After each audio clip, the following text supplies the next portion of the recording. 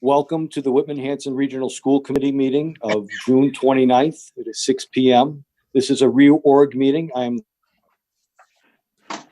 who will preside over the reorganization of the meeting. This meeting is being held fully remotely in accordance with the Governor of Massachusetts, March 12, 2020, order suspending certain provisions of the open meeting law, General Law, Section 30A, Section 20. If you would all please join me for the pledge to the flag.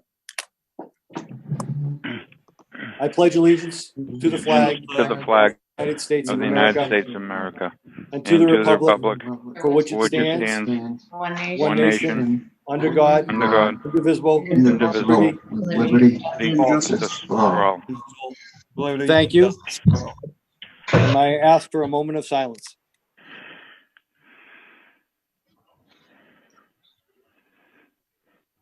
Thank you. This meeting is being recorded and being recorded live and is on WHCA TV. I'm going to actually congratulate Mr. Steve Boyce in his re-election campaign and welcome Mr. David Forth on his successful election in the town of Whitman. Thank you, Miss Allie Taylor, for her 6 years of service. Congratulations to Hillary Niffen on her successful election in the town of Hanson. And thank you to Mr. Robert O'Brien for his 9 years of service.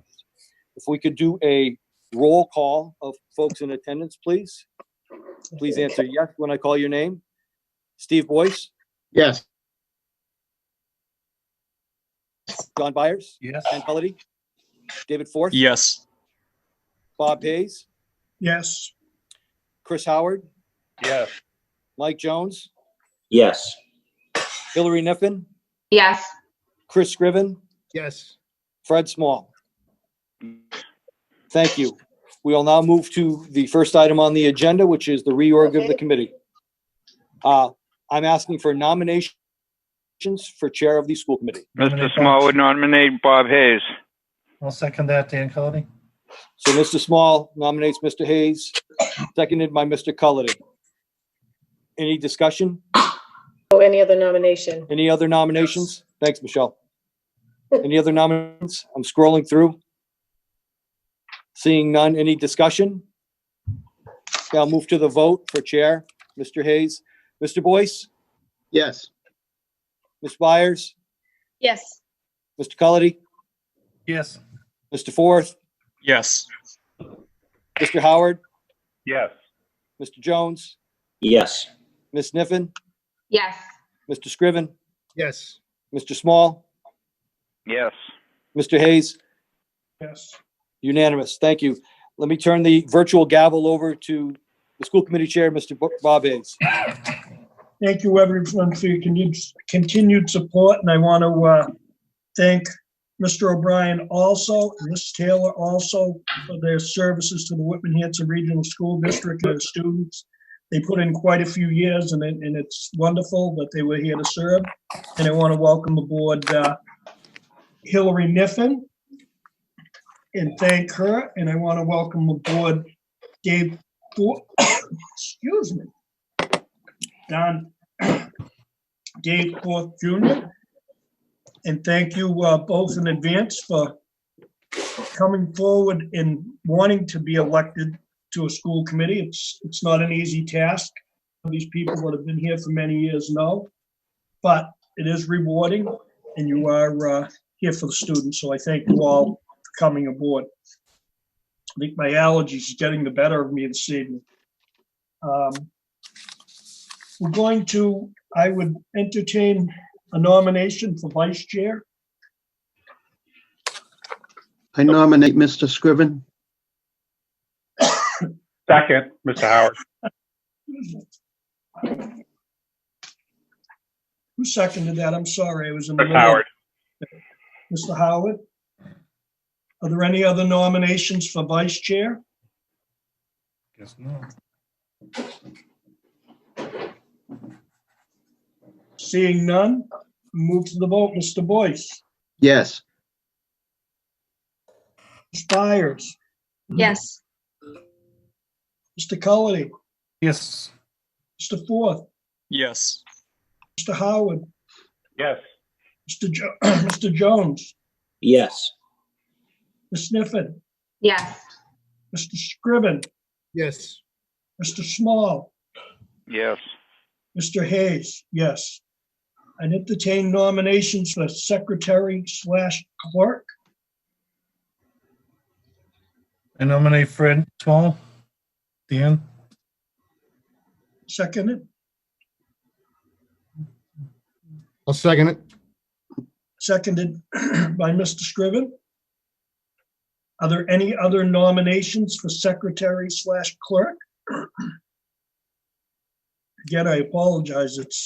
I probably shouldn't have done this in my office. Maybe that's it. I'm on overtime. Excuse No me, other Chair. Yes, Could the people who nominated the secretary please repeat just say their names because I didn't get that. Sorry. I'm sorry. Dan Cullity? Chris Scriven, second. Thank you. We'll move to the vote, seeing as there are no other nominations. Mr. Boyce, Yes. Ms. Byers, Yes. Mr. Colony, Yes. Dave Forth, Yes. Chris Howard, Yes. Mike Jones, Yes. Hillary Niffen, Yes. Chris Scriven, Yes. Fred Small, Yes. Bob Hayes, yes. And entertain nominations for treasurer. Mr. Small would nominate Mr. Cullity. Do I hear a second? Second, Who was the second? Mike Jones. Mr. Jones, second. That was for Michelle's, for the record. I'm sorry. If you're going to second, please say your name. In the same way with roll call, when we do votes, if I don't say your name, please do. Are there any other nominations for treasurer?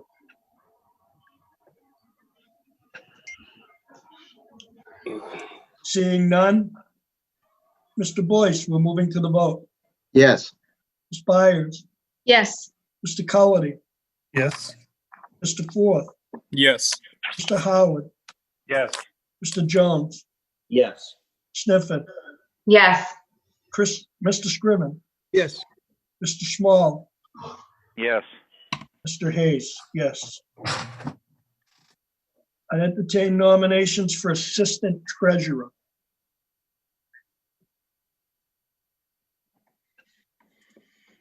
Nominate Mr. Jones. Second by Second. Mr. Howard. Is that Mr. Mr. Boyce. Small? Yes, Who I'm was the sorry. second? Mr. Howard seconded. Thank you, Mr. Howard. Are there any other nominations for assistant treasurer? Seeing none, we'll move to the vote. Mr. Boyce, Yes. Ms. Byers, Yes. Mr. Cullity, Yes. Mr. Forth, Yes. Mr. Howard, Yes. Mr. Jones, Yes. Mr. Sniffen, Yes. Mr. Scriven, Yes. Mr. Small, Yes. Mr. Hayes, yes. Okay, congratulations to all the officers. We have to nominate some subcommittees. Now, do this this evening, and if we don't get the proper amount, it'll give you a week or so to determine, until the next meeting, to determine if you want to be on these committees. The first one is the Facilities and Capital Projects Subcommittee. We can have up to 5 members. Is that correct, Michelle? Yes, so long as there's no quorum of the full committee. Right, as long as we say 5 or less. It doesn't have to be 5, but it should be 5 or less. Facilities and Capital Project Subcommittee. Is there anyone who would like to volunteer? Mr. Small's been doing that for many years, and I would like to continue. Okay, we have Small. Mr. We Jones? have Jones. Mr. Scriven? Don Byers? Mr. Cullity? Scriven. Byers. Colony. Anyone else? We good? I think we have 5. Small, Jones, Scriven, Byers, Colony. Good to go? You know I'm going back and forth. Okay, if I miss anyone, don't be afraid to speak up. For those new people, David and Hillary, We're doing this, and if you put your hand up and you see me go like that, I'm kind of recognizing you, but if I don't, do not be afraid to speak up. Speak up. Insurance Subcommittee, three members. Mr. Small would be interested in that, seeing I have an insurance license. Okay, who else? I'll work with Mr. Small on that. Mr. Boyce? I can take two more. Mr. Howard, would you join us, please? What is the scope of that? I just have to. Well, I believe it's going to address all of our insurance needs and also to try and get a good collective overview on everything that we're doing, including health insurance. And I think that you would have some expertise in that area. Yeah, so put me on. I just have to, I may have to abstain if we get into any type of post-retirement benefit. Okay. But other than that, I can work. It would be post-retirement. There would be post-retirement benefits included as part of that. So I might just be able to not participate in that. So Fred, like the health insurance and all that stuff, I'm good. Okay. Okay. Be on. Thanks, Chris. Yep. Anyone else?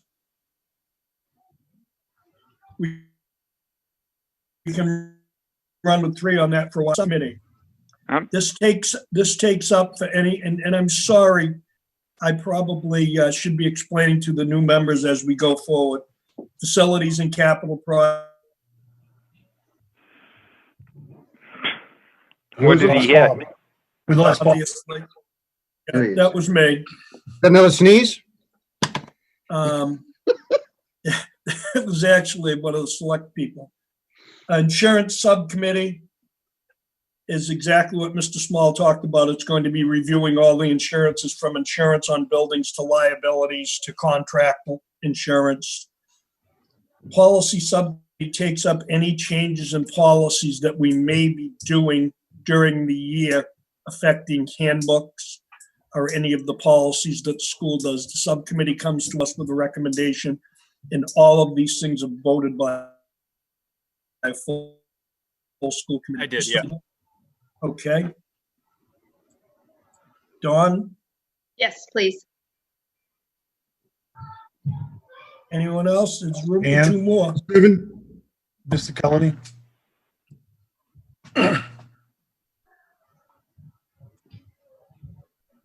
We good?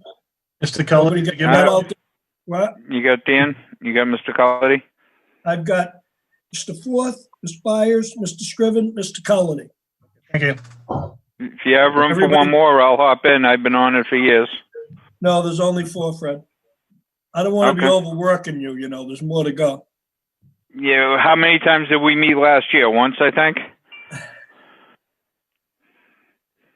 It wasn't much. Most of it's done by MASC anyways. Yeah.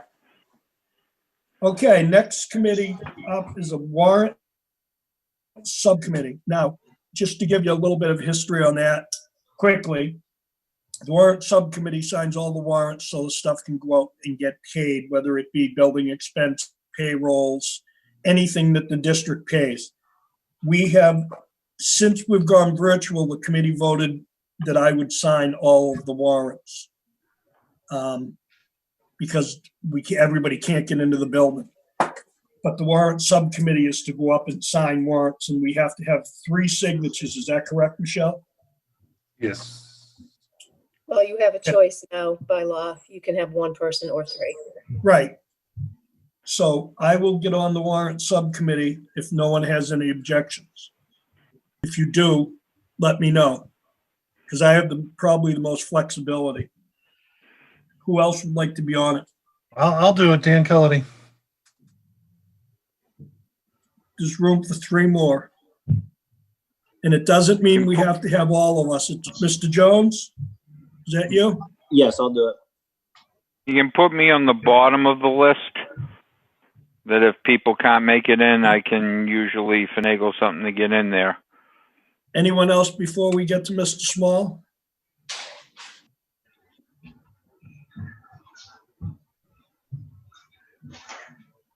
Anyone else? I don't want to miss anybody. Okay. Pilgrim Area Collaborative Representative. I already have reserved that for Mr. Boyce. Unless there is objection and someone else, I need an alternate though. Mr. Boyce's cat. I'll do the alternate, Bob. Chair Hayes. Okay, Thanks, thank you, Dawn. Dawn. Is that good, Steve? That's very good. Thank you very much, Dawn. You're welcome. I am assuming I didn't hear you object, Mr. Boyce, so you must, Didn't. okay. Legislative, Thank you.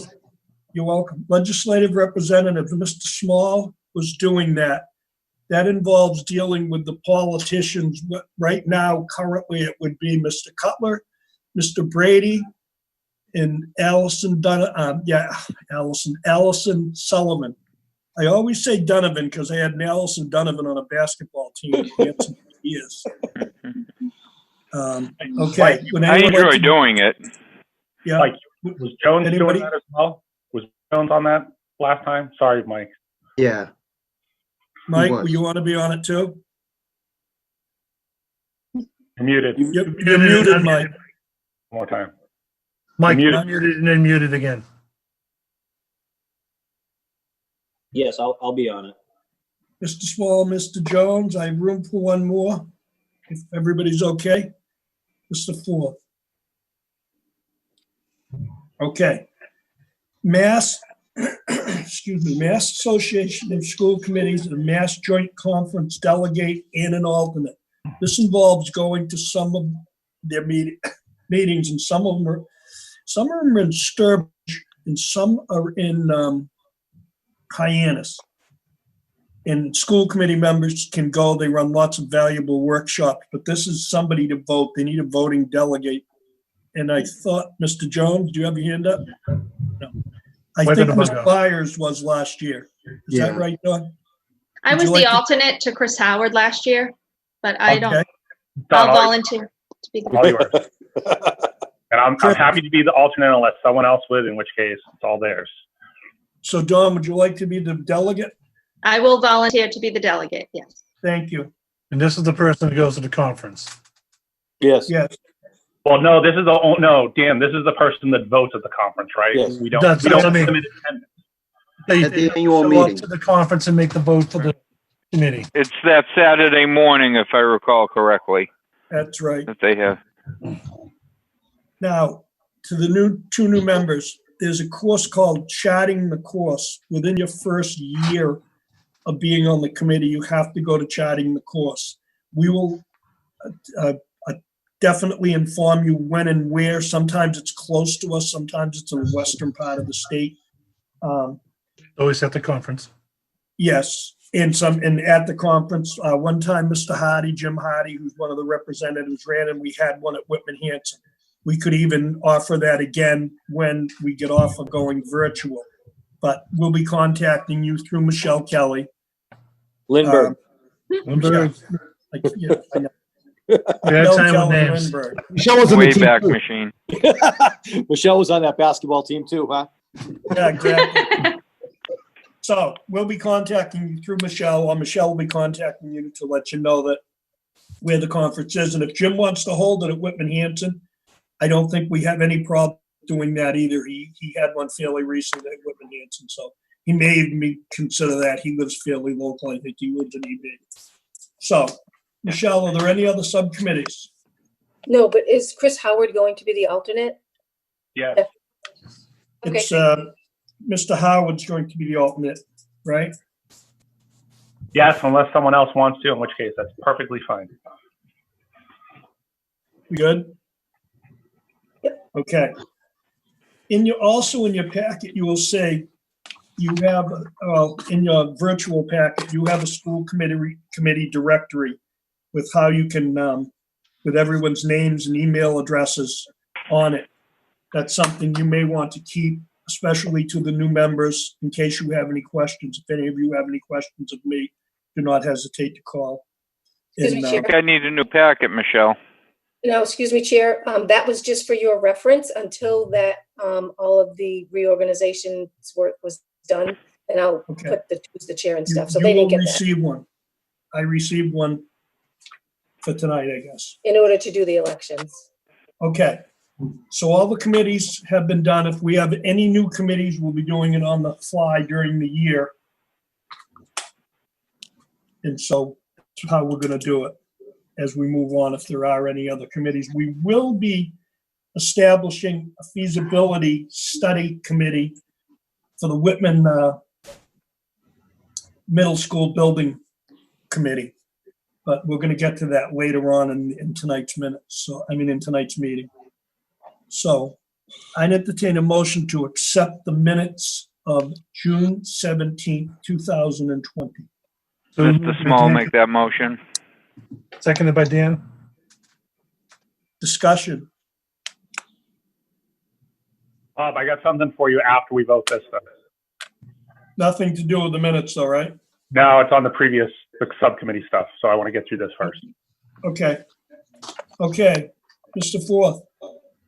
Is it all right for me to abstain because I wasn't there for that meeting? That's what you should do. Okay, cool. And same thing with you. Basically, though, because you weren't there doesn't mean you have to abstain because you're only voting the document as presented. Mr. Boyce, Yes. Ms. Byers, Yes. Mr. Cullity, Yes. Mr. Forth, Abstain. Mr. Howard, Yes. Mr. Jones, Yes. Ms. Sniffen, Abstain. Mr. Scriven. Yes. Mr. Small, Yes. Mr. Hayes, yes. Okay, Mr. Howard, you had something you wanted to talk about before I move on? About, Yes, just more of a question. I know we have the regional agreement committee that's still kind of out there and at some point is going to have to reconvene and do some work. Are we considering that already stated, or do we need to look at voting the constitution of who's on that? the committee, Brad, you Correct. mean? Regional Correct. agreement. Yeah. We still have that committee in effect. I think we need to take that up at the next meeting. I'll put it on the agenda. It wasn't on for tonight's agenda, to see if there's going to be any changes in how that moves forward. Okay. All right, everybody okay? Okay. Superintendent's report. Thank you, Mr. Hayes. So I just, under town election results, I'd like to welcome our new members, Mr. Forth, Ms. Niffen. Great to see new faces on the committee. On this is a great team to be on. Welcome back, Mr. Boyce. Thank I'm you. looking forward to seeing you live and in person someday in the future. I just want to address before we move on some social media stuff in both communities as far as coming at me personally, and even some pictures being put up of me. It's all well and good. It's First Amendment right and all that. And I'm not going to tell people not to express themselves.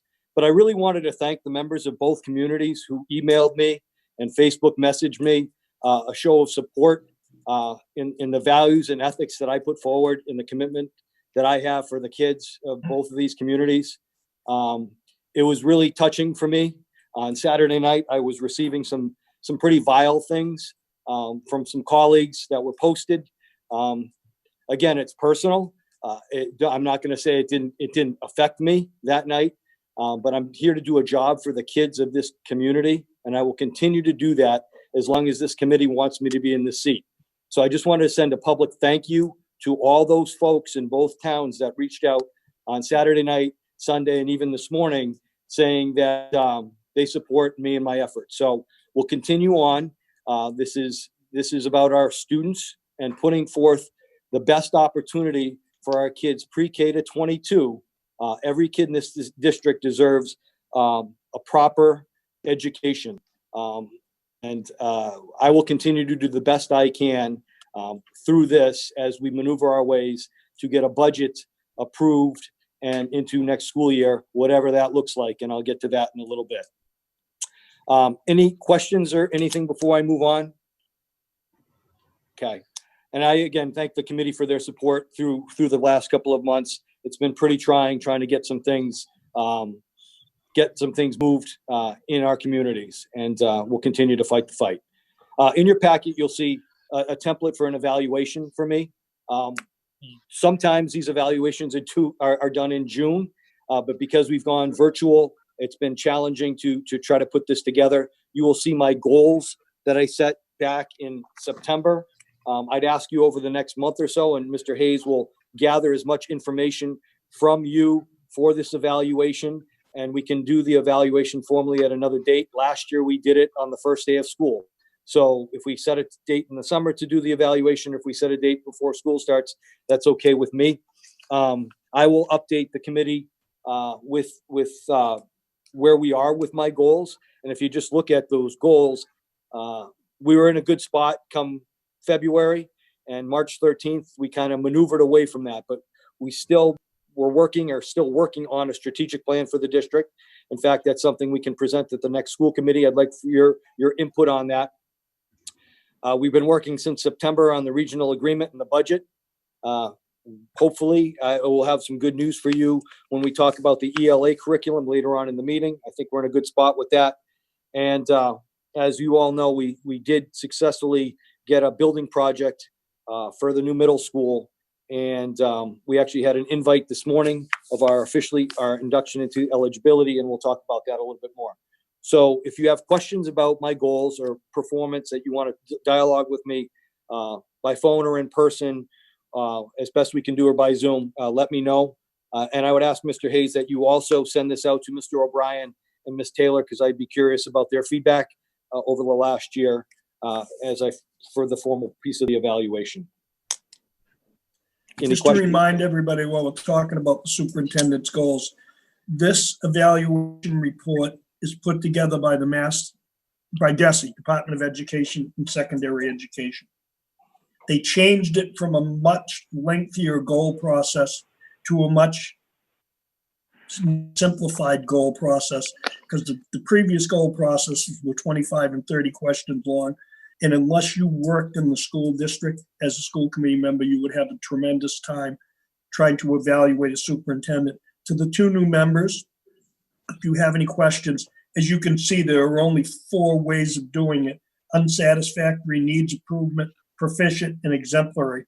And it's on the standards of Standard 1, instructional leadership; Standard 2, management and operations; Standard 3, family and community engagement; and Standard 4, professional culture.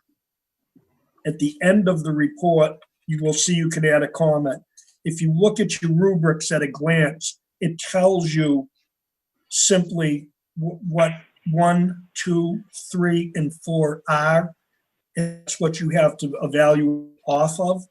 If anyone has any questions, notify the superintendent or notify myself, and we'll see if we can work our way through it. Or as members, you all do these evaluations, but they did simplify this, and it seems to be a much easier step. I know for the new members coming in, it might not be so easy. And as Jeff said, I will give Allie Taylor and Robbie O'Brien copies of this, because they were on the committee for the last year, and we will take those into consideration when we put that back in as our evaluation report.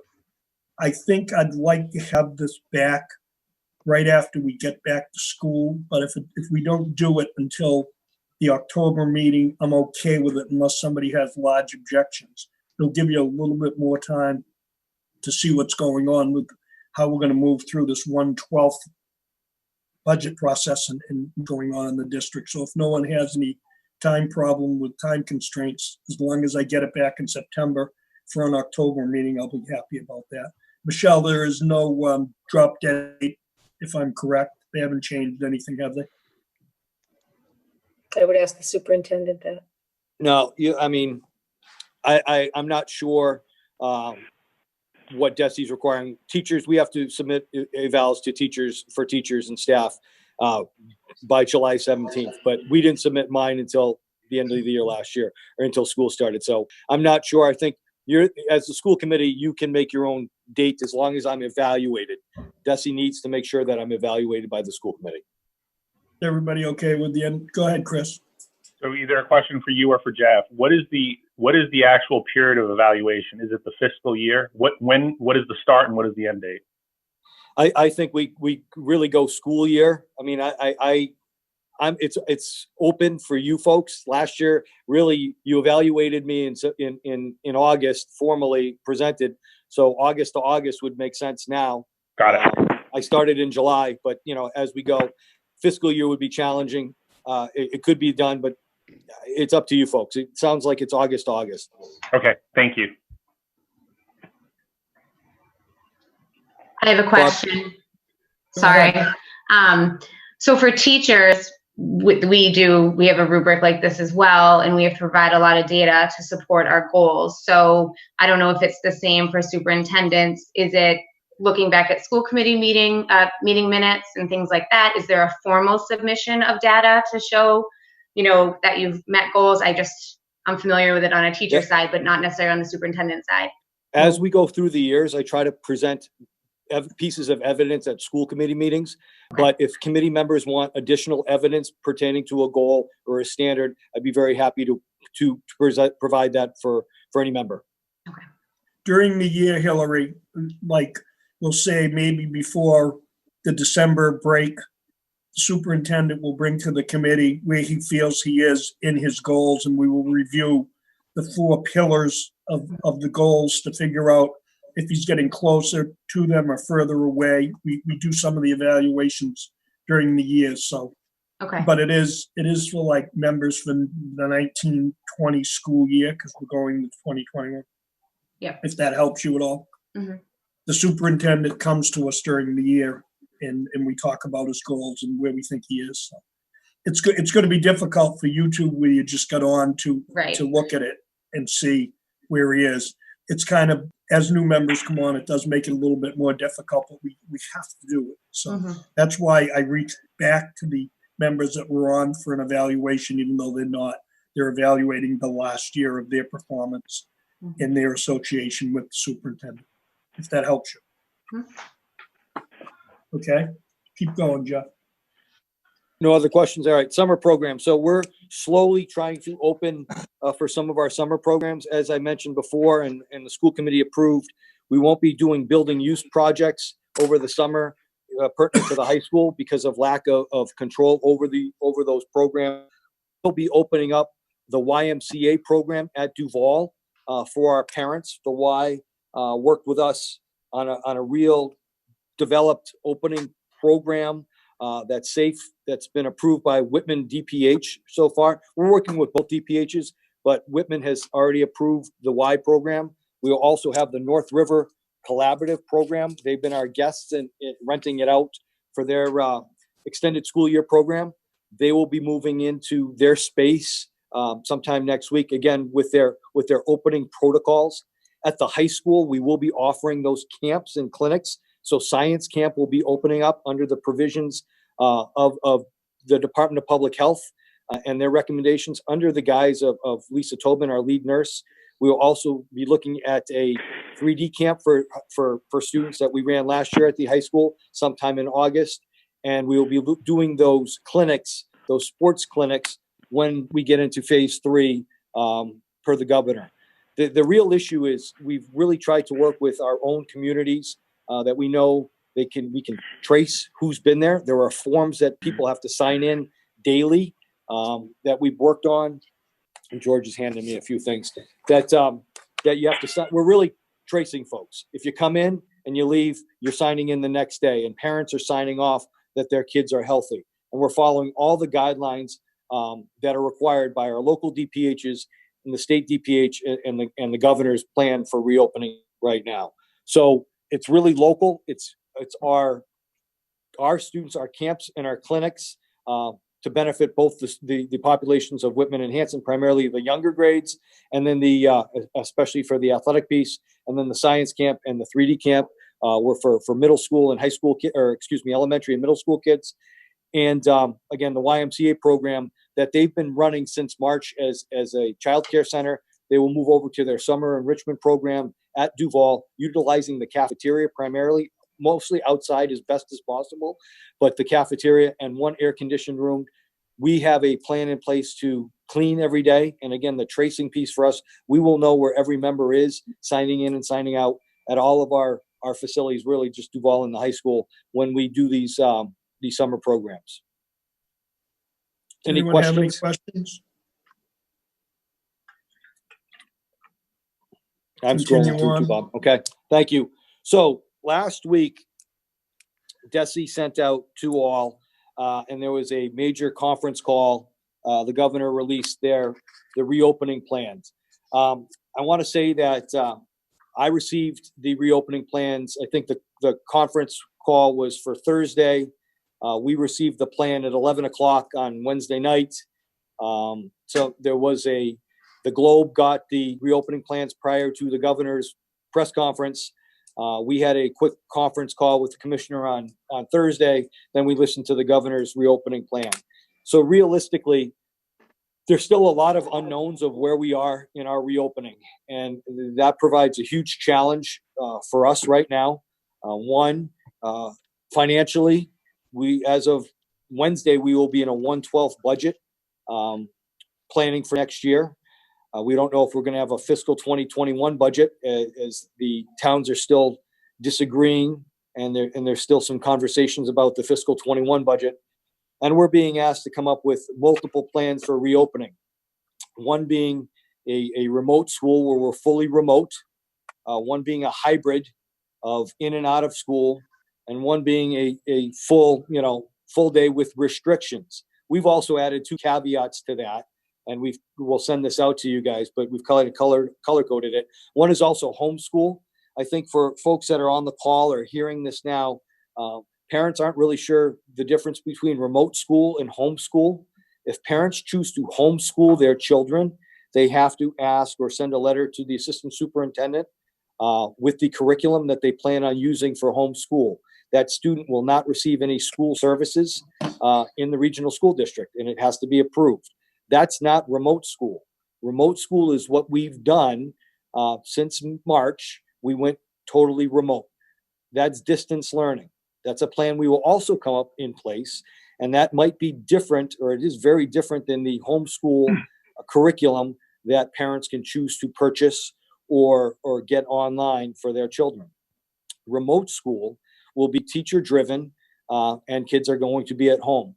We are working with the association on a memorandum of understanding to discuss what that will actually mean for our teachers.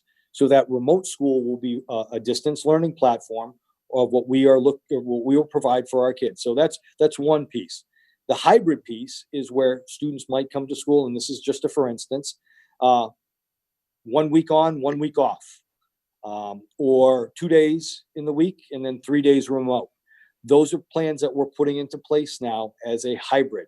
What that means for us right now is, and I will just say it out loud, it's kind of nightmarish because we don't know how many of our teachers are going to feel comfortable coming back to school to teach during COVID-19. We don't know how many students are going to be sent to school by their parents during this pandemic. We've asked parents and teachers to fill out a survey to kind of give us an understanding of how many people will be returning to school so we can have a plan in place. All these plans have to be submitted to DESE by the middle of July. So George and I and my team are working on these plans. The other third, which I'm calling light green, is full go of school with restrictions. As many people have dialogue on social media and in the media, the full restrictions are a change of the 6 foot rule or 6 foot recommendation to a 3 foot recommendation. 6 foot is ideal. 3 foot is the minimum that students can be apart. There will be a requirement of mask wearing from grades 2 through grades 12, and all teachers are going to be required to wear a mask. Not sure how that's going to play out in policy or handbooks when certain students aren't necessarily comfortable or say they aren't going to wear a mask. We haven't crossed that bridge yet. We're still trying to put these plans in place. We don't know what transportation is going to look like in any of these scenarios. If we're going to full with restrictions, we don't know how many students we can actually play on a bus. The commissioner informed us this is TBD and more details to follow. He's hoping by the end of July or by the end of June, middle of July. End of June is this week. I'm guessing more towards the middle of July. The full green is full restrictions or full go of school without any restrictions. I assume that's when there's a vaccine and we're phase 4 all the way across the board. The challenge that we are dealing with right now, and I will again say kind of nightmarish. We don't know how many of our staff are going to be returning. We are anticipating hearing that information relatively soon. And if we don't have a fiscal 2021 budget and we're in an FY20 budget, the probability of laying off, 26 to 40 teachers, depending on unemployment, really challenges us. George and I have walked through different classrooms already and measured them out with our tape measure, me sitting at a desk and working out 6 feet and 3 feet. And it looks like we can fit 20 to 25 students in a high school classroom, depending on the labs versus a classroom. We haven't got to the elementary schools. The challenge that I presented to the committee is if we're in an FY20 budget and we will lay off teachers, I can't put 30 kids in a class and I can put 20. So where do those other students go? That poses a major issue for us. Is that going to dictate the fact that we will have to go hybrid because we won't be able to put the full class in a teacher's room? We will be utilizing as many people as the commissioner made a recommendation to utilize as much space as we can. That might be gymnasiums, that might be cafeterias. The recommendation is students or requirement is students will be eating in their classroom. But I am very concerned, and George just passed me a note. We might not have enough staff. We have 3 issues. We have a money problem, we have a staffing problem, and we have a space problem. And those are 3 problems that I don't have an answer for yet. We will be working on, and we will share with this committee, the plans we put in place to the Department of Elementary and Secondary Education. Again, we were told that they're going to need that sooner than later, mid-July. And the other challenge is I'm going to be presenting a plan for the commissioner without a budget. He will know, and we will hear tomorrow what our monthly 1/12 will be. But I'm not assuming it's going to be the fiscal 2021 number that we're presenting to our 2 communities. So that's the challenge that we have about reopening. Again, I will reiterate to parents who are listening and what's in the express, please provide feedback on remote learning. Please provide as much feedback about your ability and your willingness to send your child to school. That will come into play as we do numbers and counts. And we will be working with the association as well about teachers who might not come to school because of a medical condition for themselves or a loved one, or the fact that they're caretaking a member of their family. Those are all things we have to take into consideration.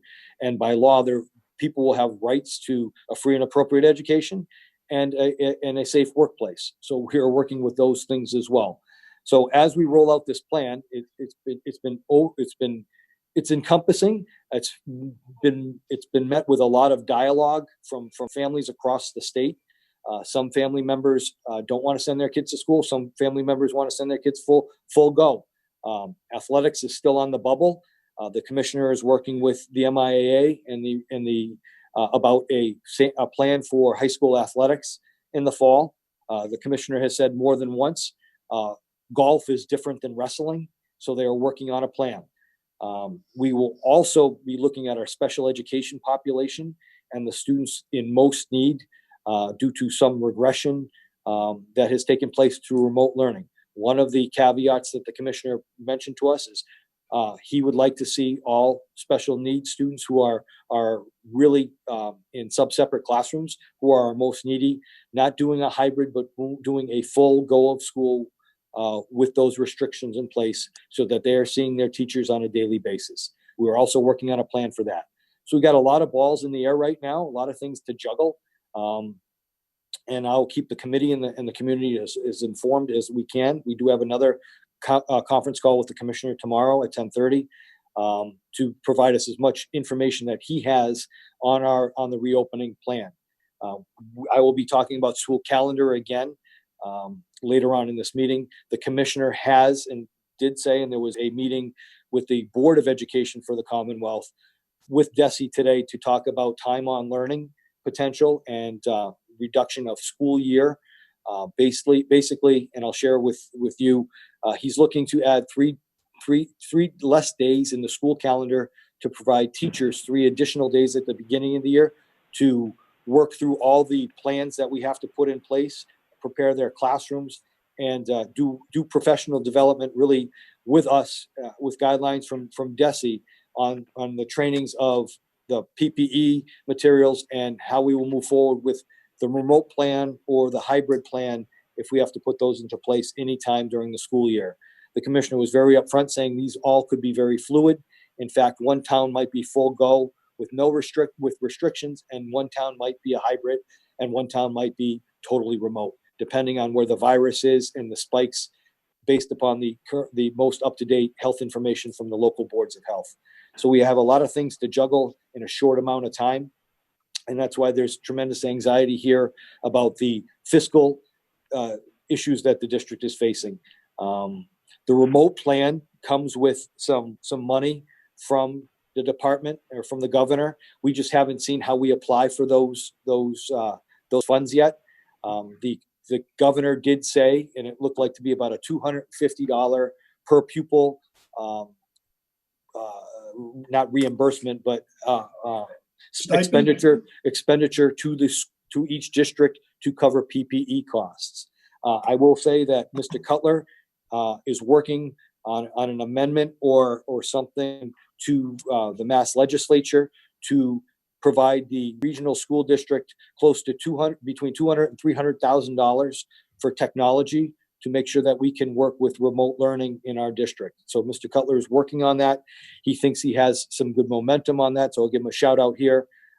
Once that's officially approved, we will work together to provide technology, either hardware or infrastructure, to make sure our students can do a fully remote or hybrid plan in the district. So thank you to Mr. Cutler. A lot of these things are still in process, in place. And as soon as we have the method to apply for reimbursements, which we're doing with both communities now through Mr. Stanbrook and Mr. Lynham, and George is working through the ESSER part of the DESE grant to make sure that we have we're expending as many, using the funds that are available to us.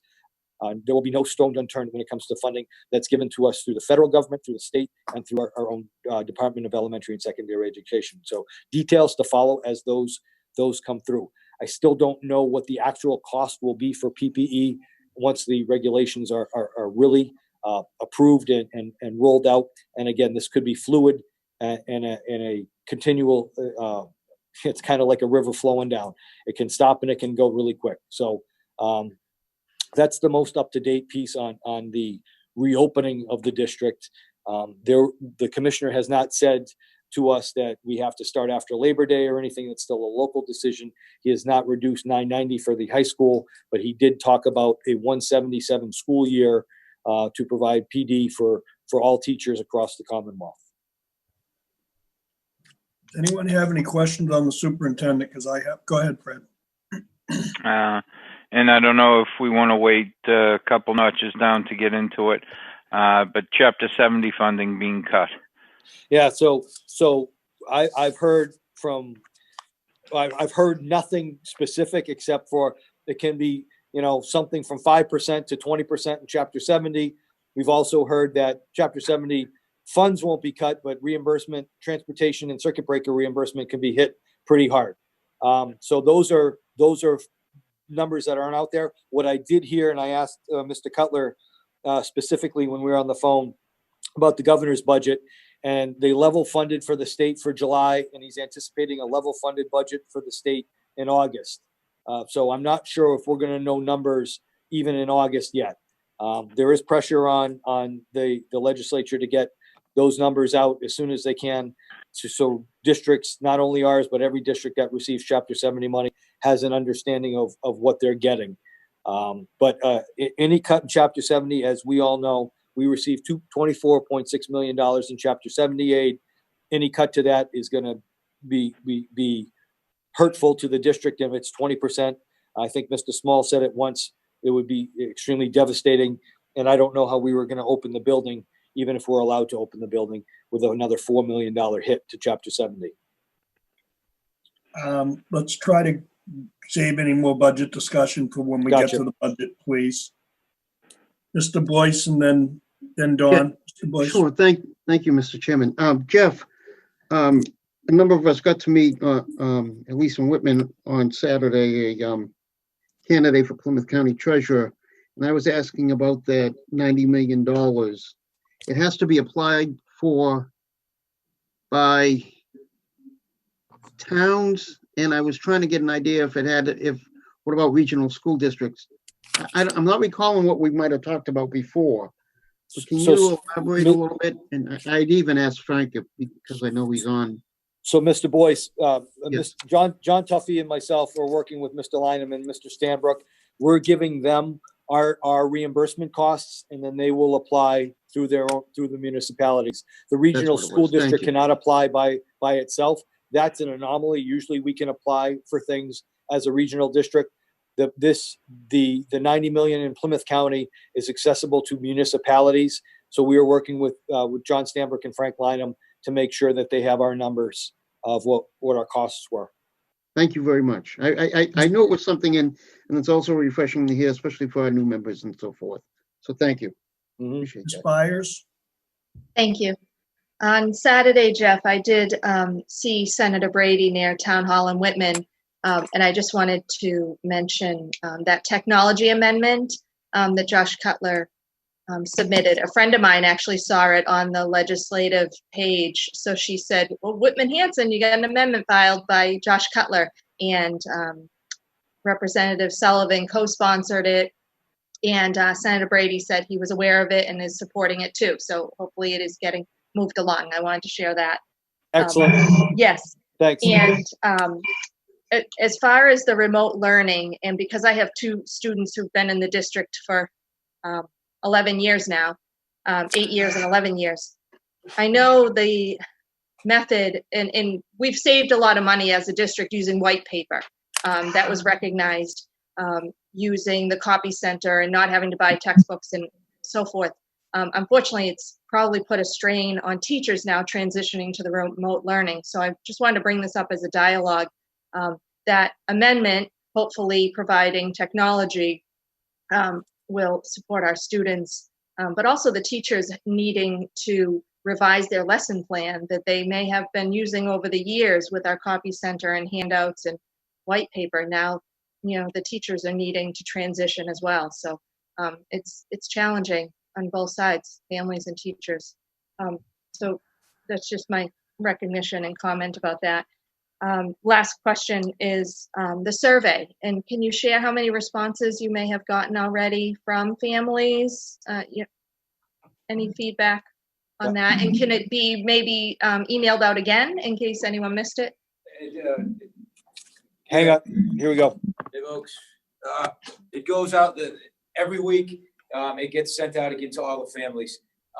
It's already been sent out. Miss Mayette from our technology department sent it out, and it's already been sent out to the staff. In the first 2 hours, we had 636 parent responses. Extrapolate from that what you will. And then we had staff. So staff finishes on June the 30th, and then parents finish the night of July 5th. I have not looked at the data yet or pulled it yet because I want the complete set of data all at once. But it does go out weekly, and it'll continue to have another reminder. Okay. And the final due date, I believe, was July 5th. Yes. At the end of their night, midnight on July 5th, whatever the fancy of the public is. Thank you. Thanks. Anyone else before we move on to ELA curriculum? Chris Howard. Remember, we're going to talk about budget, so if it's a Good, financial thing. Mr. Howard and Mr. Go ahead, Lynham, Chair Hayes. Go ahead, Mr. Howard, and then we'll go to Mr. Lynham. Yeah, so more of a question for Jeff, and then I guess a little bit more of a comment. So I know in that reopening guidance, there's a section in there that talks about additional guidance forthcoming from DESE, and there's a whole bunch of stuff, as you alluded to, that, in the upcoming week, which is super helpful for you guys, I'm sure, as you're trying to build a plan for fall. So I know we're going to get some more stuff, as you alluded to, with athletics and some of these other things, but transportation specifically, when I looked at the guidance, there was nothing specific around any requirements. I know there was talk about reducing it to maybe a total of 10 students on a bus. I didn't see anything in the document. And I'm just kind of thinking, and I know busing gets a little iffy because of how that flows through the towns. Do have town meetings that are less than 30 days away. I would really hate to be in a situation where, we're busing half a dozen students per bus. And I think from previous conversations, we don't have enough buses. So what are you thinking in terms of, is that ship already sailed, unfortunately, or is there something that perhaps we should be talking about in advance of town meeting relating to busing, just because of the way that expense flows through? What are you thinking, Jeff? So the question was asked to the commissioner on regional transportation because it's mandated by law. We'll get back to you on that because that was a question asked by another superintendent in another region. Right now, it's still required for us, and that would require something from the legislature to revise that piece of legislation.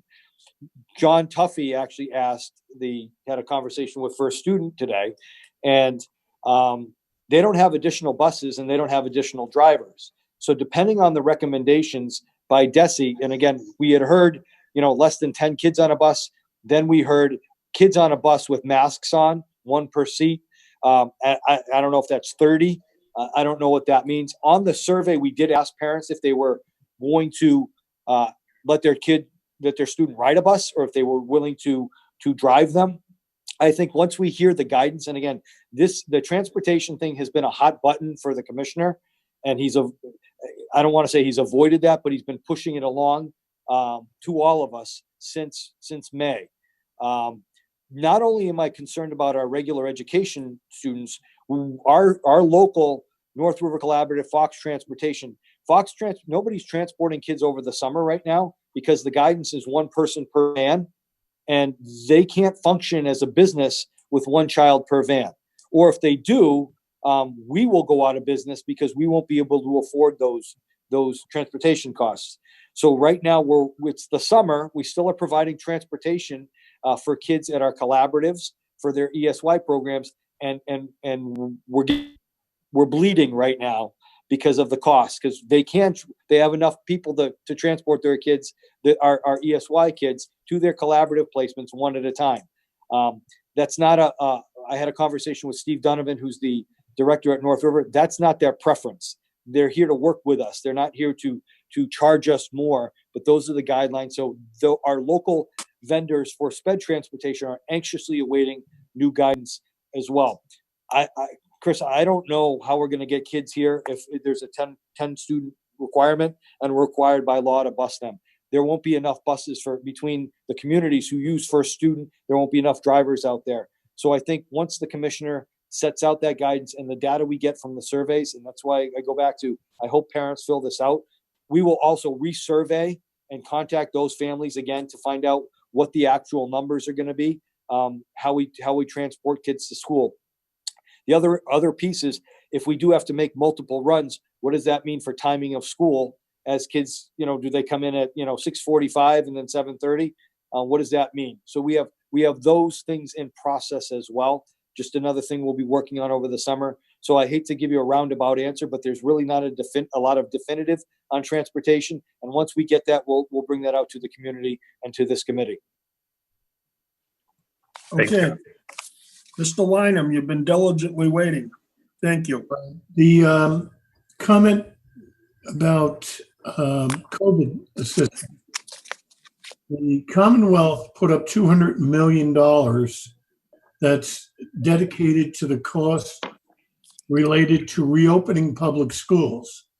Schools are eligible to receive up to $225 per student for eligible costs, which include training for school staff, supplemental social and academic services, reconfiguration of school spaces, leasing of temporary facilities, and acquisitions of health and hygiene supplies. So if you weren't aware of that, I wanted to make sure you were. Okay. Thanks, Frank. Anything else before we move to ELA curriculum? Okay, continue, thanks. Superintendent. So as I mentioned at our last meeting, we were hoping that we were going to get a 50% reduction in first student transportation. Mr. Tuffy worked diligently with other members of business directors in our local area to reduce that cost to 35% of what we paid for the months of March, April, May, and June, leaving us a little bit more money. So I'm asking this committee if I can, instead of moving that transportation savings, instead of rolling that into E&D, which will not be accessible until October, to purchase at least a portion of our 3-year ELA curriculum that was presented on the overall budget. It's about $145,000 that we would be paying forth of a $384,286 bill.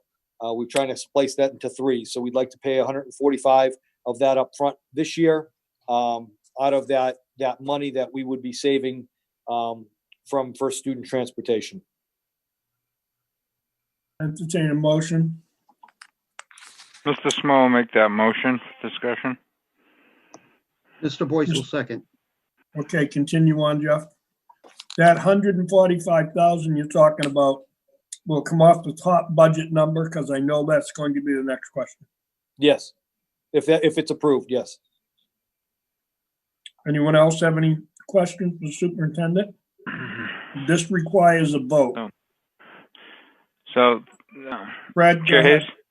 Hayes, so go theoretically, that will come off of our budget number now, but because if we kept the money, it would have to come back and go into E&D. Then you can't There's touch it no until other- October 1st. Right. There's no other way to spend it, so to speak.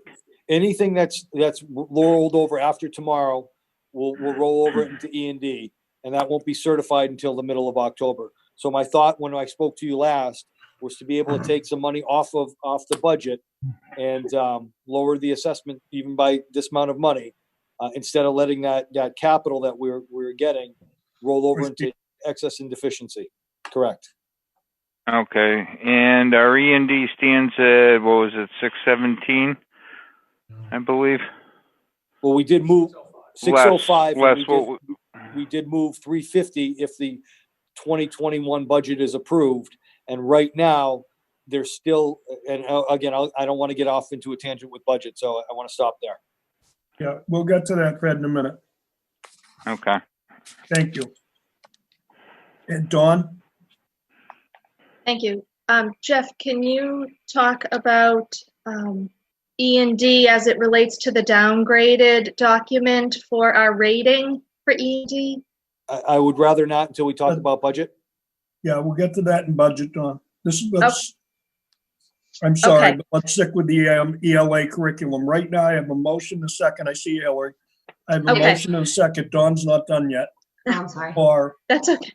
ELA So I will curriculum, and we have to rephrase. vote it. Go ahead. Okay, I will rephrase my question or comment. So we are faced with, how much is this savings from first student transportation? Off the top of Okay. off the top of my head, all I know is that there is a significant savings. Okay. That we were anticipating moving forward and putting into E&D when it was 50%. The number now affords us to purchase something that I spoke about. If we do remote or if we do a hybrid, this curriculum, which we haven't had since 2001, will provide teachers some of that technology that you referenced. Will be able to assist them in providing that education for those students at home.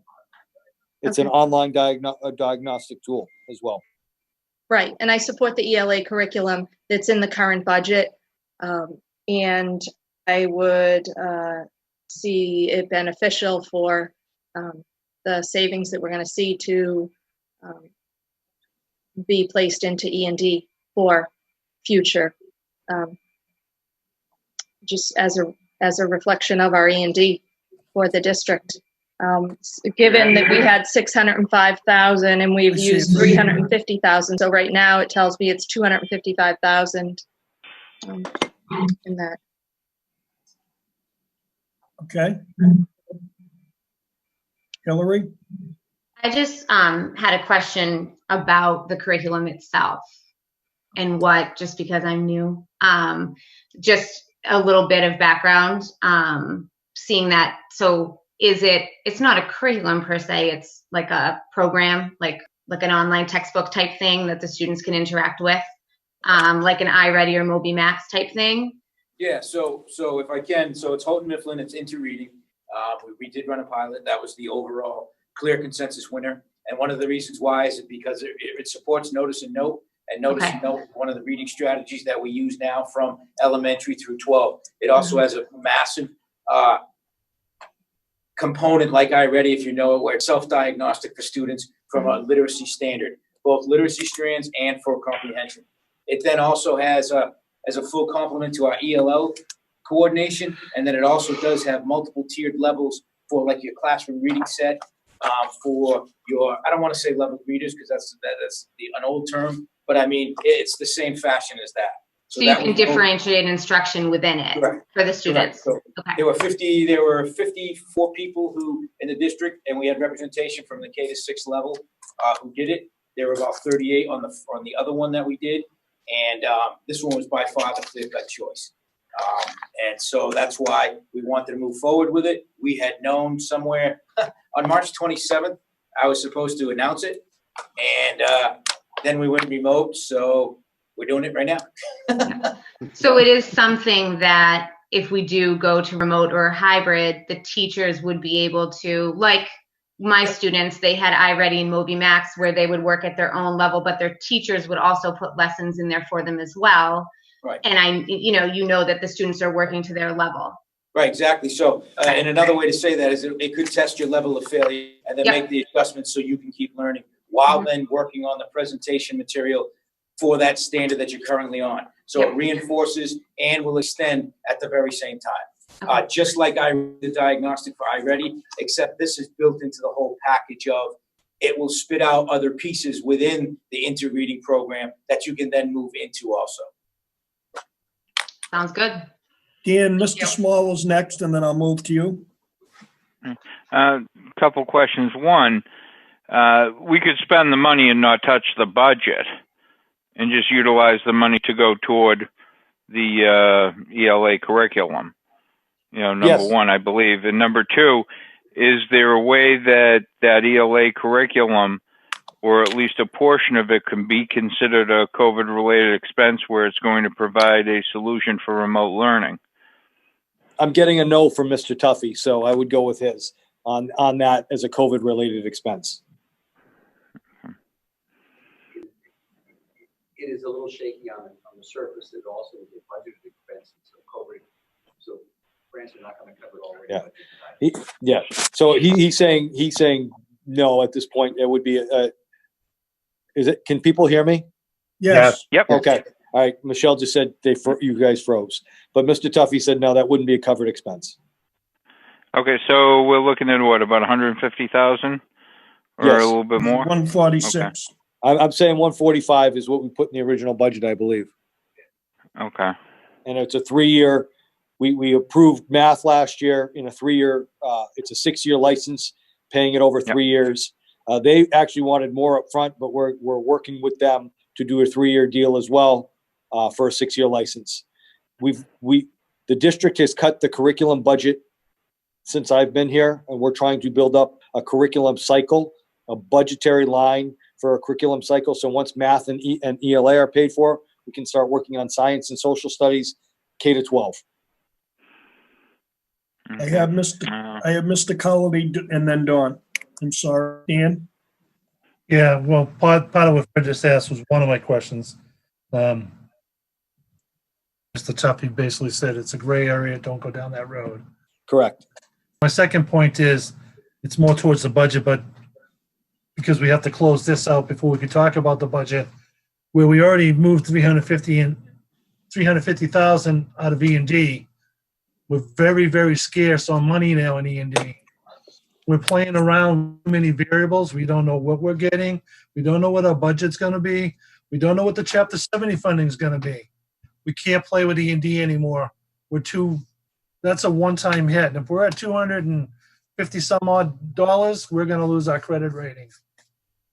$250,000. We're going to start losing. I mean, when I first came on, we had $1.2 million to play with. We're down to 300 and change. That's not good business skills. And I know we need the language arts, but we should get out of this budget cycle with known facts. We don't have those facts there. We can't keep putting the E&D down to pay for the school budget. E&D is supposed to be one-time funding, and we're moving it in to pay for the budget all the time. That's very bad business skills. And we're getting critical. So if we don't stop putting it back in, we don't know what we're getting back. You know, we were shooting for certain things, but the outlook keeps getting more bleaker and bleaker of what we're getting back. That's all to say before just to have people realize that we do need ELA, but we might have to talk about this in the budget section. Okay. Dan, you done? Yeah, I'm done. Thank you. No, thank you. Dawn. Okay, so thank you, Chair Hayes. It's taken me a moment to understand what we're talking about and asking for right now. So we're looking to use these FY20 funds that essentially expire tomorrow to purchase this curriculum so that we know we will have it in our hands come Correct. July 1st. Correct. Because on July 1st, we will have a budget that won't allow us to purchase this curriculum. Correct. Because we're waiting on this budget to go to town meeting, and should it not get approved, then we're not able to purchase this curriculum. Correct. Okay, I needed to play that out for myself. That's why I asked for a meeting prior to the close of the fiscal year. So we could move forward, one specifically in the case that, you know, we're under fiscal control, which we will be, of the commissioner. And if town meeting does not pass this budget, at least I will be able to provide my teachers and our students something that works remotely and live. So it's a good product. And it's a tool that they should have in their job. Correct. Okay, thank you. Mr. Colledy, do you still have a question? No, didn't jot that down? Yeah. That down, Bob. Mr. Howard. Yeah, so Don, I think you just clarified it. I think that's what I wanted to clarify. Let's make sure we have this because we don't know what's going to happen with the budget. And then to Mr. Small's point, look, we gotta be honest and forthright. So I would never suggest otherwise. However, I do still have that reopening document guidance open, and there is a section that talks about 25 million available for remote learning technology grants, 100% state match for districts for their remote learning needs. So based upon this conversation, and they can feel free to pull the audio, I think what I just heard is we were really making sure that we would consider doing this to make sure that we can do remote delivery. So if there is any potential gray that we can use to make our money go a little further, if we could just please double check that. We're going to try to get back as much as we can and stretch it. But as John Stambrook, Frank, and I, and John Tuffy spoke, what we don't want to do is get an audit and have to give money back because we stretched it too much. So we will look. So this piece, Jeff, is not a reimbursement. This is a grant, right? So this is if you'll see it in the guidance. It's a second bullet. It's maybe a little different where Fred was going, but the same spirit. They're providing grants.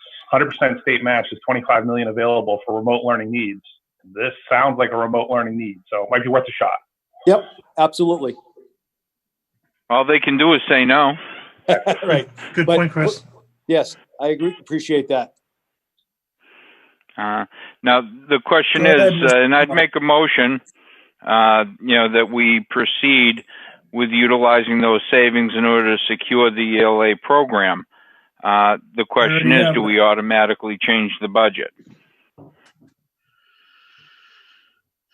I'm not sure what the question was, Fred. Well, Fred, we already have a motion and a second to accept the curriculum as proposed. We didn't have anything about the budget attached to it. We can do that when we get to the budget discussion, which is right after this. So Okay. right now, we just be utilizing those funds to go toward the curriculum. That's Period. correct. That's It- correct. Okay. And then in when re- we get to the budget, you can make any motions you want. Okay. Okay? Does that satisfy you? Sounds like a plan. Anyone else? Move the vote. Okay. Hearing none. Mr. Boyce, Yes. Ms. Byers, Yes. Mr. Cullity, Yes. Mr. Forth, Yes. Mr. Howard, Yes. Mr. Jones, Yes. Ms. Sniffen, Yes. Mr. Scriven, Yes. Mr. Small, Yes. and Mr. Hayes. Yes. Okay. Unfinished business. School budget discussion. Fred, you have your hand up? Yeah.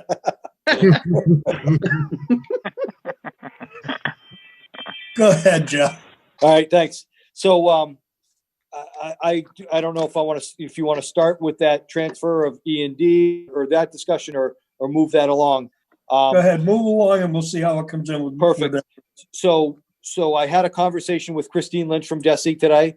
Believe it or not, I'm not on speed dial, but she's heard of us before. Good conversation.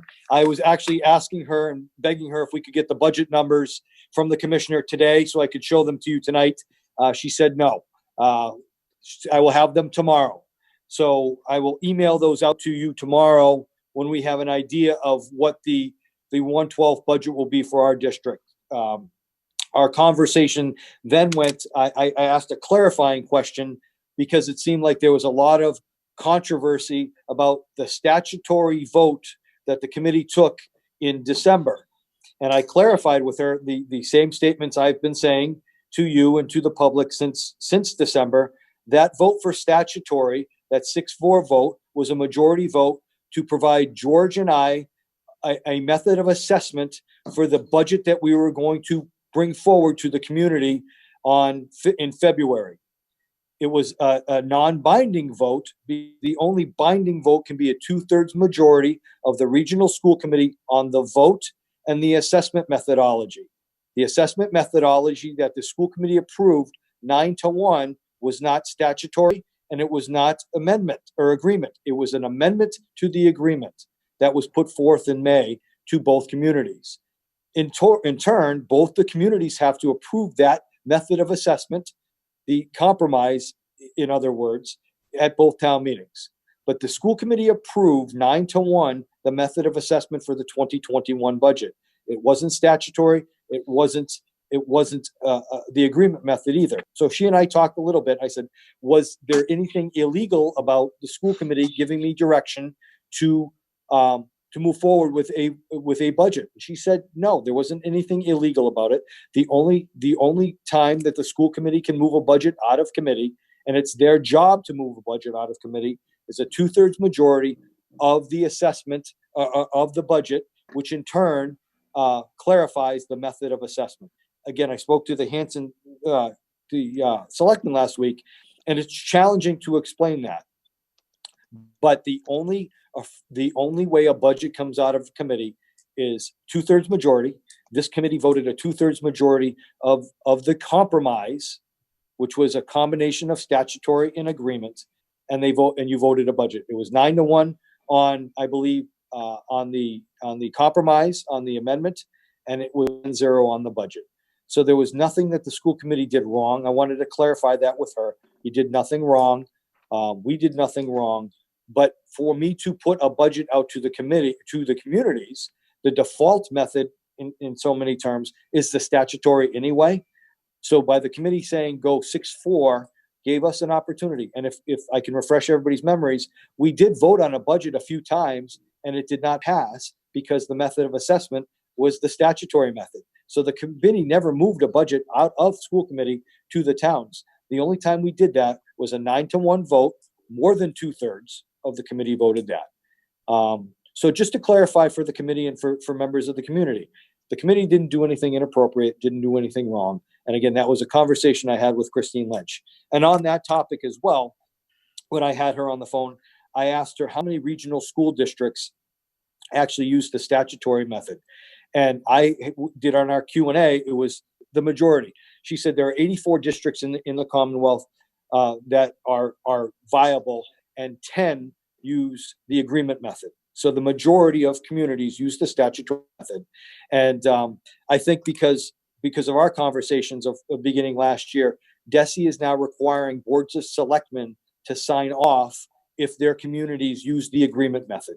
She actually said to me, she believes that the communities will move towards statutory, and there will be less communities using the agreement method now that boards of selectmen are involved. That's just the conversation we had with her. So as of tomorrow, we will have a budget, a 1/12 budget. And I wanted to, again, assert that that's based upon the statutory method. That's not a vote of this committee. It's not a vote of either communities right now.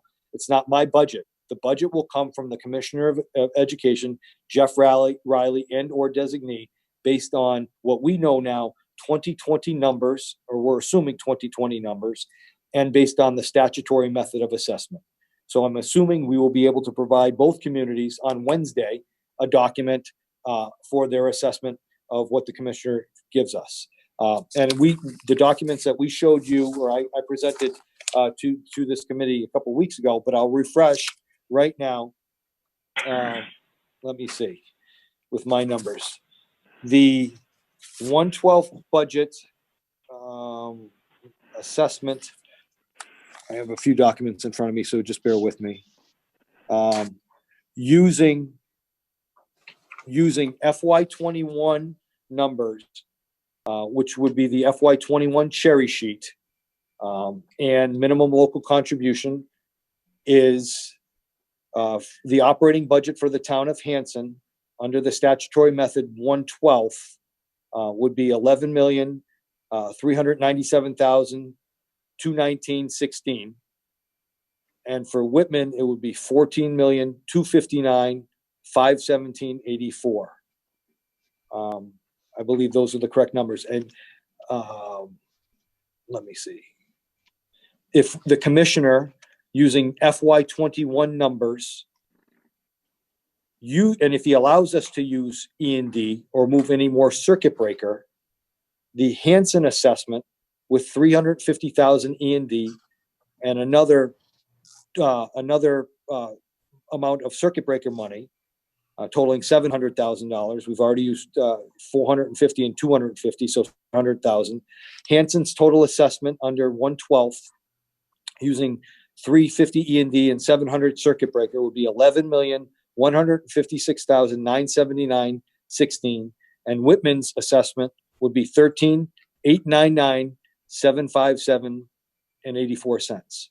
That would be using fiscal 21 cherry sheet numbers. Using fiscal 20 cherry sheet numbers, which is Chapter 70, and local minimum contribution, no E&D. This is, again, the 1/12 budget that I'm looking for, that will be given to us using the FY20 numbers. I'm looking at Hanson's overall assessment to be $11,374,413.46, and Whitman's $14,392,243.54. That's using FY20 numbers for the 1/12 budget. If the commissioner allows us to use E&D and circuit breaker using the FY20 cherry sheet numbers and local minimum contributions, we're looking at Hanson being 11,134,173.46, and Whitman being 14,032,483.54. And for clarity's sake, the FY21 budget that we presented to the communities was $55,320,238, and the compromise assessment using E&D and circuit breaker, the Hanson total assessment would be $11,745,020.21, and Whitman's would be $16,206,216.79. That number I would still like us to use at town meeting as the budget presented by the regional school committee. So those are the Those are the numbers that are out there. Again, I'm not sure what the commissioner is going to provide me tomorrow. If that's very different, I will definitely share that with you, but we will share the numbers anyway. But those are the numbers that we're expecting. The fiscal 20 numbers, as far as a 1/12, the fiscal 20 numbers based on 2021 Chapter 70 and local minimum contributions, and fiscal 20 number cherry sheet, Chapter 70 numbers and local minimum contributions. Those aren't great changes, but I wanted the school committee to have those numbers, and those are the documents I sent you a couple of weeks ago anyway. And the new folks, if you don't have those, Michelle will make sure that you have those numbers as well and those sheets as well. So that's where we are with budget.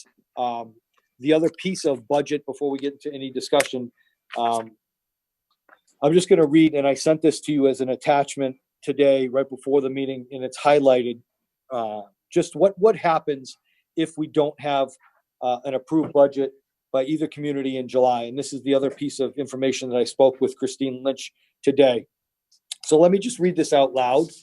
This is a DESI document. Again, I sent it to you. In the event that the regional school district budget is not approved by at least 2/3 of the member municipalities, that doesn't include us because we're a 2-member district, so we need both members to approve our budget. The regional school district shall have 30 days to reconsider, amend, and resubmit a budget. That doesn't mean we need 30 days, but we have up to 30 days. With approval of the commissioner, a regional school district committee may have an additional 15 days to which to reconsider, amend, or reapportion the budget. That also, according to Christine, doesn't mean we have to change anything if the budget is voted down. The committee doesn't have to change anything. They could if they wanted to, but they don't necessarily have to. The budget shall be reapportioned between or among the member municipalities, and a copy of the amended budget shall be provided to the chairman of the Board of Selectmen, chairman of the finance committees, mayors, presidents of the city councils, and treasurers of the member municipalities no later than 7 days from the date of the amended budget, that the amended budget was adopted by the school committee. Approval of a reconsidered budget by local appropriating authorities prior to the expiration of 45 days. So Christine explained that to me, that once the school committee provides a budget to both boards of selectmen and FinComs, the selectmen have up to 45 days to put budget forth to a town meeting. So prior to the expiration of 45 days from the date of which such budget was adopted by the regional school committee, each member municipality shall hold a meeting of the local appropriating authority to act upon the appropriation of the budget. If 2/3 of the member municipalities vote to appropriate the amounts reapportioned and recertified to them under the statutory method, such budget shall be considered approved. That's 2/3 of a 3-member district, and if they're approving a statutory method. If members of the municipalities unanimously approve to appropriate the amount so apportioned and recertified to them under the agreement alternative method, such a budget shall be considered approved. Now, what's different for us is really the amendment to the agreement is an alternative method, and both communities need to agree to that amendment anyway to approve that. So that would be for us, and both towns need to agree to this anyway. We need both member towns to agree to anything for us to pass. If local appropriating authority does not vote on the revised budget within 45 days, a 45-day period, that member shall be deemed to have approved the revised budget. So if both member towns do not hold a town meeting in that 45-day period, the revised budget passes. Okay? Where the local appropriating authority is a town meeting and the annual town meeting is dissolved prior to voting on the budget shall be deemed disapproved by that member at such a date of dissolution. If a district has 3 or more members, I'm going to skip that because we don't have 3 or more members. District-wide meetings. In the case of a 2-member regional school district, if the appropriating authority of either member town votes not to appropriate the amounts so apportioned and recertify it, the regional school district committee shall convene a district-wide meeting at which the revised budget and assessments shall be placed before all voters eligible to vote. A district-wide meeting shall only consider budgets based on the statutory assessment method. Notice of that meeting must be given 14 days prior to the date of such meeting. Approval of the regional school district budget shall require an affirmative vote of at least a majority of those present and voting thereon by a counted vote. If a majority of voters at this meeting votes to approve a greater or lesser amount of the budget, such budget should be placed before the regional school committee for its ratification. If the school committee by a 2/3 vote ratifies this amount, it shall be considered constitute approval. If the regional school committee rejects such greater or lesser amount, it shall again reconsider, amend, and adopt a revised budget that shall reconvene a district-wide meeting. So lots of information there. However, that's the mode to the towns or to the regional school committee to get a budget if the budget does not pass in Whitman or Hanson, or if the amendment to the agreement does not pass in both Whitman or Hanson. We need a 4-for-4 or a 2-for-2 in both communities to pass this through. If it's not passed, the towns or the regional school committee has up to 45 days to resubmit a budget to the communities. The communities then, once that budget is approved by the school committee, has 45 days to hold a town meeting. If town meetings vote that budget down, the regional school committee then can reassess and hold a district-wide meeting and post that meeting for 14 days prior to meeting. And if the super town meeting or district-wide meeting is held, the statutory method is the only method of assessment that can be used at that meeting. So I have those items out there just for people to understand the process after town meeting. And what we have on the table now as far as assessments for town meeting and assessments in a 1/12 budget. Okay, That's what I have, Bob. I had Mr. Scriven, then Mr. Small. Jeff, did I hear you say that if the budget is not approved, we do not have to lower the assessment? So according to Christine Lynch, if the budget isn't approved, the school committee has the authority to revise the budget. That doesn't mean you have to lower or approve that. You could actually send the budget right back. Right. Without a revision. So as you were reading further, it was referring to, I think the word was revised. I can't remember. But anyway, yeah, it's the same process. Yes. Right. Thank you. Mr. Small. Yeah, and as a matter of fact, we could actually raise the budget if we wanted, as opposed to lower. My concern is, and let's just call the elephant in the room, given that the override in Hanson failed, what is Hanson's ability?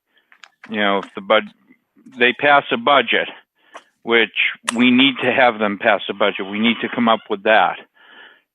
Do they have that ability to be able to pay the bill, so to speak, without devastating that town? You know, I think, you know, I mean, we're facing total devastation ourselves, but I don't know if any of you folks have heard from anyone what their free cash availability is, stabilization availabilities, etc., until they could perhaps hold a successful override.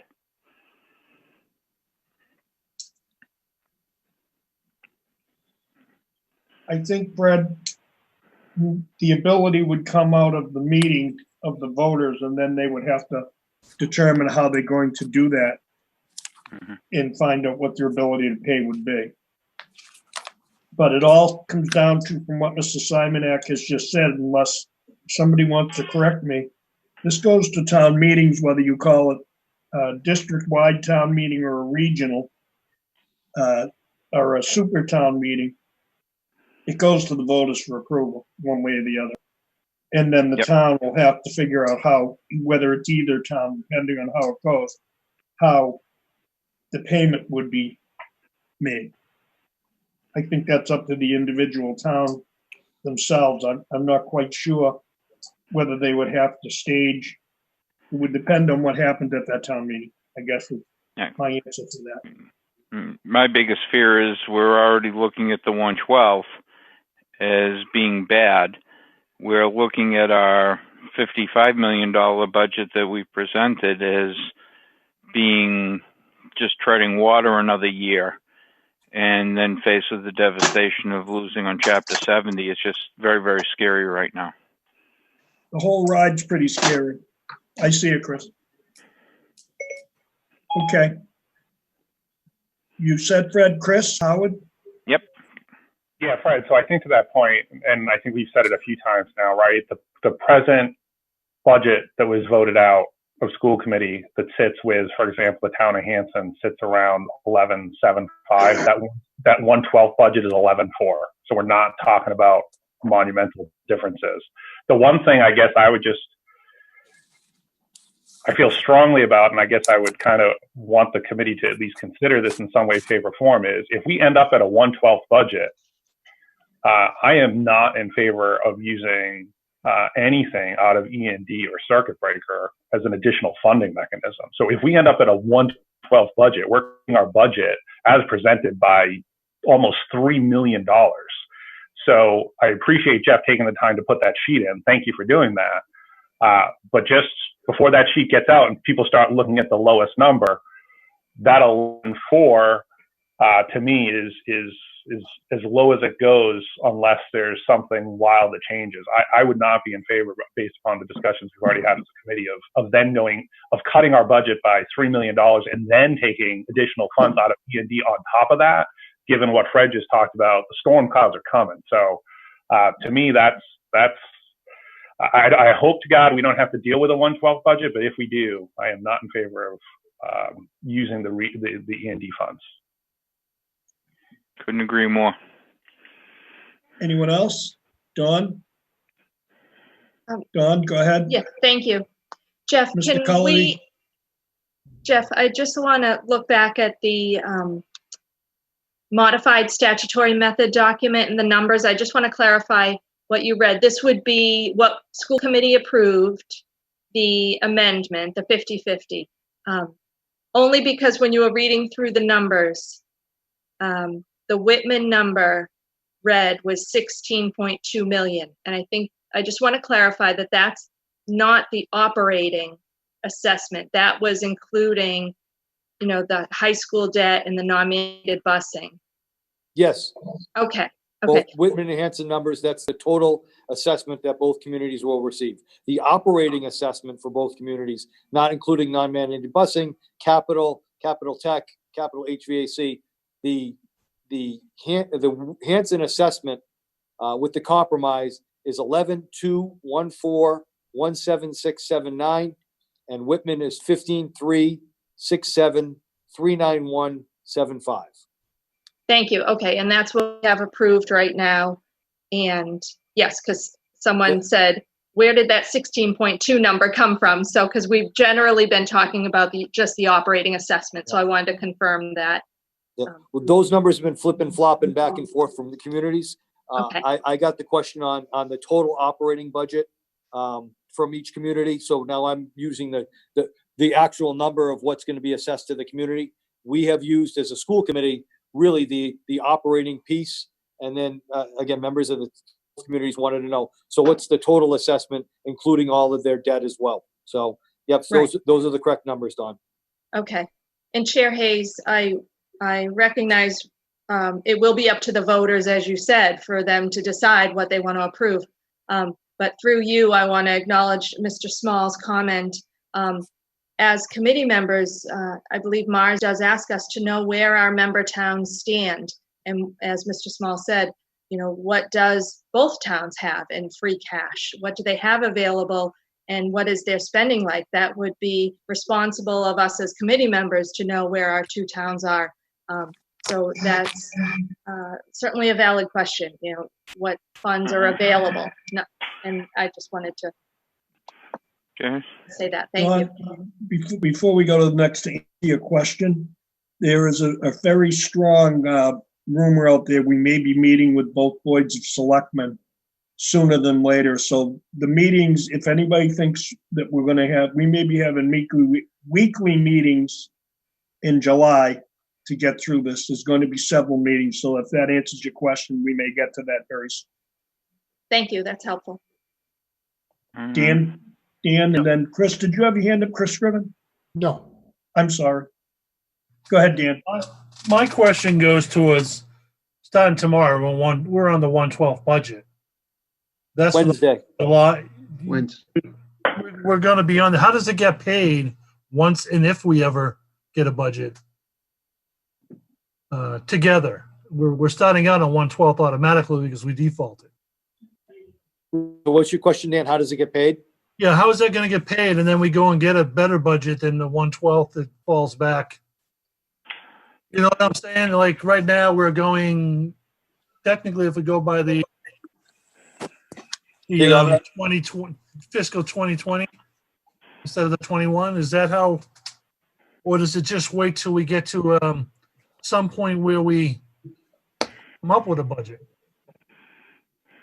So this is John Tuffy. My understanding is that the commissioner is going to set a budget that is an expenditure limit. It doesn't tell us what we can spend it on, but it gives us a total amount that we can spend. And that will be based on the 2020, the current budget that we're living with right now. Now, through July and August, those are numbers that we probably can live with comfortably because we don't have the expense of the teacher payroll and the other payrolls that go when school's in session. In terms of the cash flow that we'll get, we currently get Chapter 70 aid in 12 payments at the end of every month.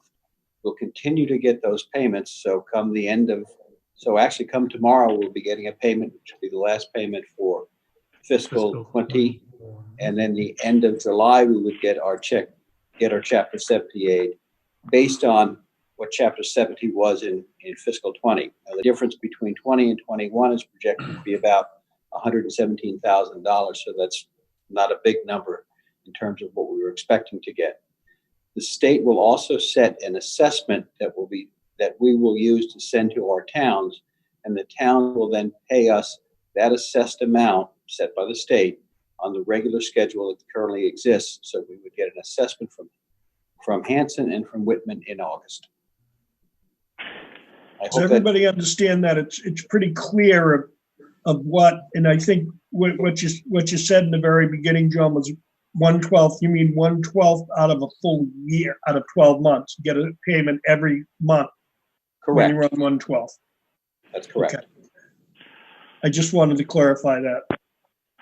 Because I just want to make sure we have money going forward if we get into one of these situations where, we didn't pass the budget. Now we're getting into that close to October timeframe. We got to make sure we can cover the payroll and all that type of thing. Exactly. Jeff, can you clarify that? Hold on, because that's a really important point. In terms of payroll, if we're on 1/12, aren't we making a payroll adjustment? Don't we have to make an adjustment to the budget or payroll before? That's my concern. Yes. Yeah, that's going to be a problem. I mean, that's my concern. That entails the layoffs, because when we get our check or the assessment for August, and we start teachers' payroll at the end of August, I won't be able to make payroll based upon the numbers that I get tomorrow. That's where we lie. We are short $2.4 million because of our projected expenses of fiscal 20 to fiscal 21. And that's payroll. That's all our other costs associated with running a school district. So the numbers that I took, again, I took 26 teachers. That would cover a certain amount of money, but we have to include unemployment. We pay 40 cents on the dollar. So I have to include money to cover the unemployment costs of those 26 teachers, which brought us up to between 38 and 40 positions. Jeff, and we won't make payroll. We won't make payroll in August if we're on a 1/12 necessarily. We might be able to make 1 week's payroll, and that's a calendar decision, but we won't be able to let our teachers know where we are until the budget's either approved or not approved at town meeting in July, or whether or not we can have another town meeting or a super town meeting before school starts. That's my concern. Huge concern. Yeah, while you're on it, not to jump in on anyone else, but when you talk about the number of layoffs, we had a large discussion, and I knew we would want to bring this up at the budget time. Can you explain why we sent out so many pink slips, reducing force, versus what we're actually laying off. A lot of people, use the term, "Oh, you sent out a ton to scare everybody." Can you explain why that happens again? So- Because it seems that So without a budget, all non-PTS staff, all professionals, all non-professional status teachers that have been here less than 3 years by June 15th need to be notified whether or not they have a position for the upcoming school year. We don't have a budget, so I had to give a reduction in force letter to all of those non-PTS staff. The challenge here is a lot of our non-PTS staff are positions that might be outside the classroom. So our school nurses, our school psychologists, positions that are needed for next year will not be necessarily a reduction in force. So we had to then go to professional status teachers who might have bumping rights within the WHEA contract. And that's why we ended up moving into 170 reduction in force letters. By contract, we had to notify teachers, even with professional status, that their position might be moved. So, for instance, all of our reading specialists or 7 of the 8 reading specialists are professional status teachers. They are allowed to bump teachers with less status. We actually had to go into calendar year or school year 15-16 professional status teachers to give them a reduction in force letters, notifying them that a reading specialist potentially could be bumping into their position, or another teacher who was bumped by a reading specialist could bump into the position. So in turn, as I said before, we were looking at 40 positions. That's the number that we're looking at as a loss in a one budget. However, we had to look at our contract, our agreement with the WHEA, and teachers with bumping rights had to be notified if in turn they would have the opportunity to bump somebody with less status in the association. That's why 117 went out. And the Okay. law, again, I reiterate the law of non-PTS. And off the top of my head, last year we put 62 non-PTS numbers out because we were concerned about a budget. By law, by June 15th, we had to notify all our non-professional status teachers, and that's more than 60 in the district.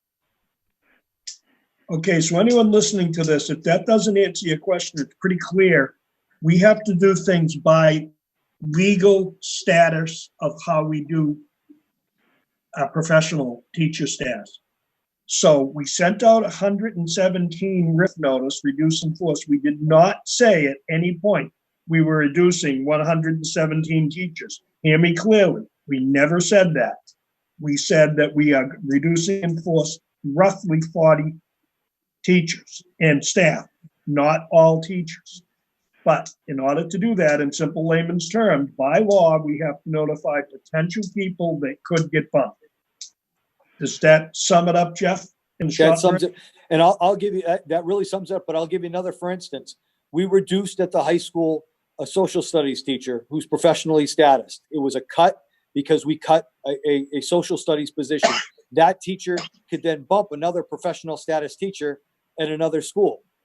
So those are 2 non-professional status teachers that one was being moved because we eliminated the position at the high school. That teacher then could bump another professionally status teacher because we don't have any more non-PTS teachers in social studies at this point. That's why so many letters have to go out. That's why this was another challenging task to make sure we covered our bases legally and by contract with our association. Yeah. Okay, Mr. Small was next, and then Mr. Cullity. I'm sorry, Dan, if I got. Go ahead. And through you, Chair Hayes, to answer Dawn's question, and I had someone far smarter than me look up these numbers, and what I don't know is how much of this might be encumbered. But for 2020, Hanson did certify $1,664,000 in free cash. In stabilization, and that's the way it was said to me, it was a stabilization account. I don't know which one. And this is from 2019, $1,205,000. So I don't know what they may have spent before that. I don't know what they may have in their plans to spend on their warrant articles, etc. But if that gives a little bit of an idea for you. I did have those numbers available once I could find them on my desk here. Thank you. Mr. Cullity, thank you for your patience, Dan. Yeah, no, I just wanted to follow up, with that, so it was 117 potential Yes, teachers being laid off, but in reality, we're probably going to be near 40-ish because of the 1/12 going backwards to last year's budget. correct. So we've already had a teacher leave. They took another position because they were afraid they were going to lose their position. That saves another teaching position. That position's eliminated, but it saves a person that was here because somebody chose to leave already. So yeah, we're looking at 35 to 40, give or take, where we end up with what the commissioner says. Again, the commissioner can give us a level funded budget of 2020, or that commissioner can give us added funds. I just don't know what that's gonna be. Tomorrow I'll have a better idea. Also understand that any reduction in force person who doesn't have a contract or a letter of assurance that they're coming back to the regional school district can start collecting unemployment July 1st. That's an unexpected cost to us already. So the more we can move to get a budget certified by our local communities, the better off we are. But teachers will be unemployed without a contract starting July 1. And that's what our goal here is. We have to really concentrate on is sooner the better, less bleeding. Correct. The more we go down the road, the more we're going to be losing. Just typical these towns that keep kicking it down and it costs more. But to Mr. Hayes, this wasn't a bluff. That's not a tactic I'm going to use. These are the real numbers. I don't want to reduce my teachers force when I'm going to need more teachers in more classroom space. So we're at a critical shortage right now, and it's about the dollars and cents, but this wasn't a bluff. I'm very anxious about the fact that 40 people will be collecting unemployment on July 1st, and that's an unexpected expense for next year. I just wanted to get it out there free and clear, Jeff. Sometimes we get wrapped up in it, and we had questions asked, and I just wanted to know the people know the numbers. Dawn, go ahead. Thank you. Thank you. Jeff, ahead, would Dawn. you be able to speak to the document of the downgraded bond rating at this time? Sure, I could do that as well. So I included in your packet, or not in your packet, but I sent out a memo we received on Thursday about the downgrade of our Standard & Poor's credit rating. We were moved to a double A minus, John? A double A minus from a double A. And basically they're talking about our E&D deficiencies. They're looking for us to carry more money in E&D moving forward. Now, just letting you know that when I asked folks to move that 350 from E&D to offset the assessments for fiscal 21, I'm very sure that we'll be able to replenish that 350 from the savings we saw through the closure of COVID-19.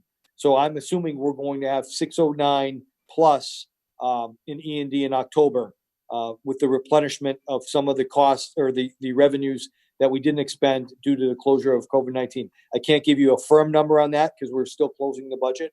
But as soon as we can give you that number of what E&D is going to look like, once John gets those numbers, we'll be able to share that with you. But they're looking for us to carry more than $600,000. They're looking for us to get, we can carry up to 5% of our budget.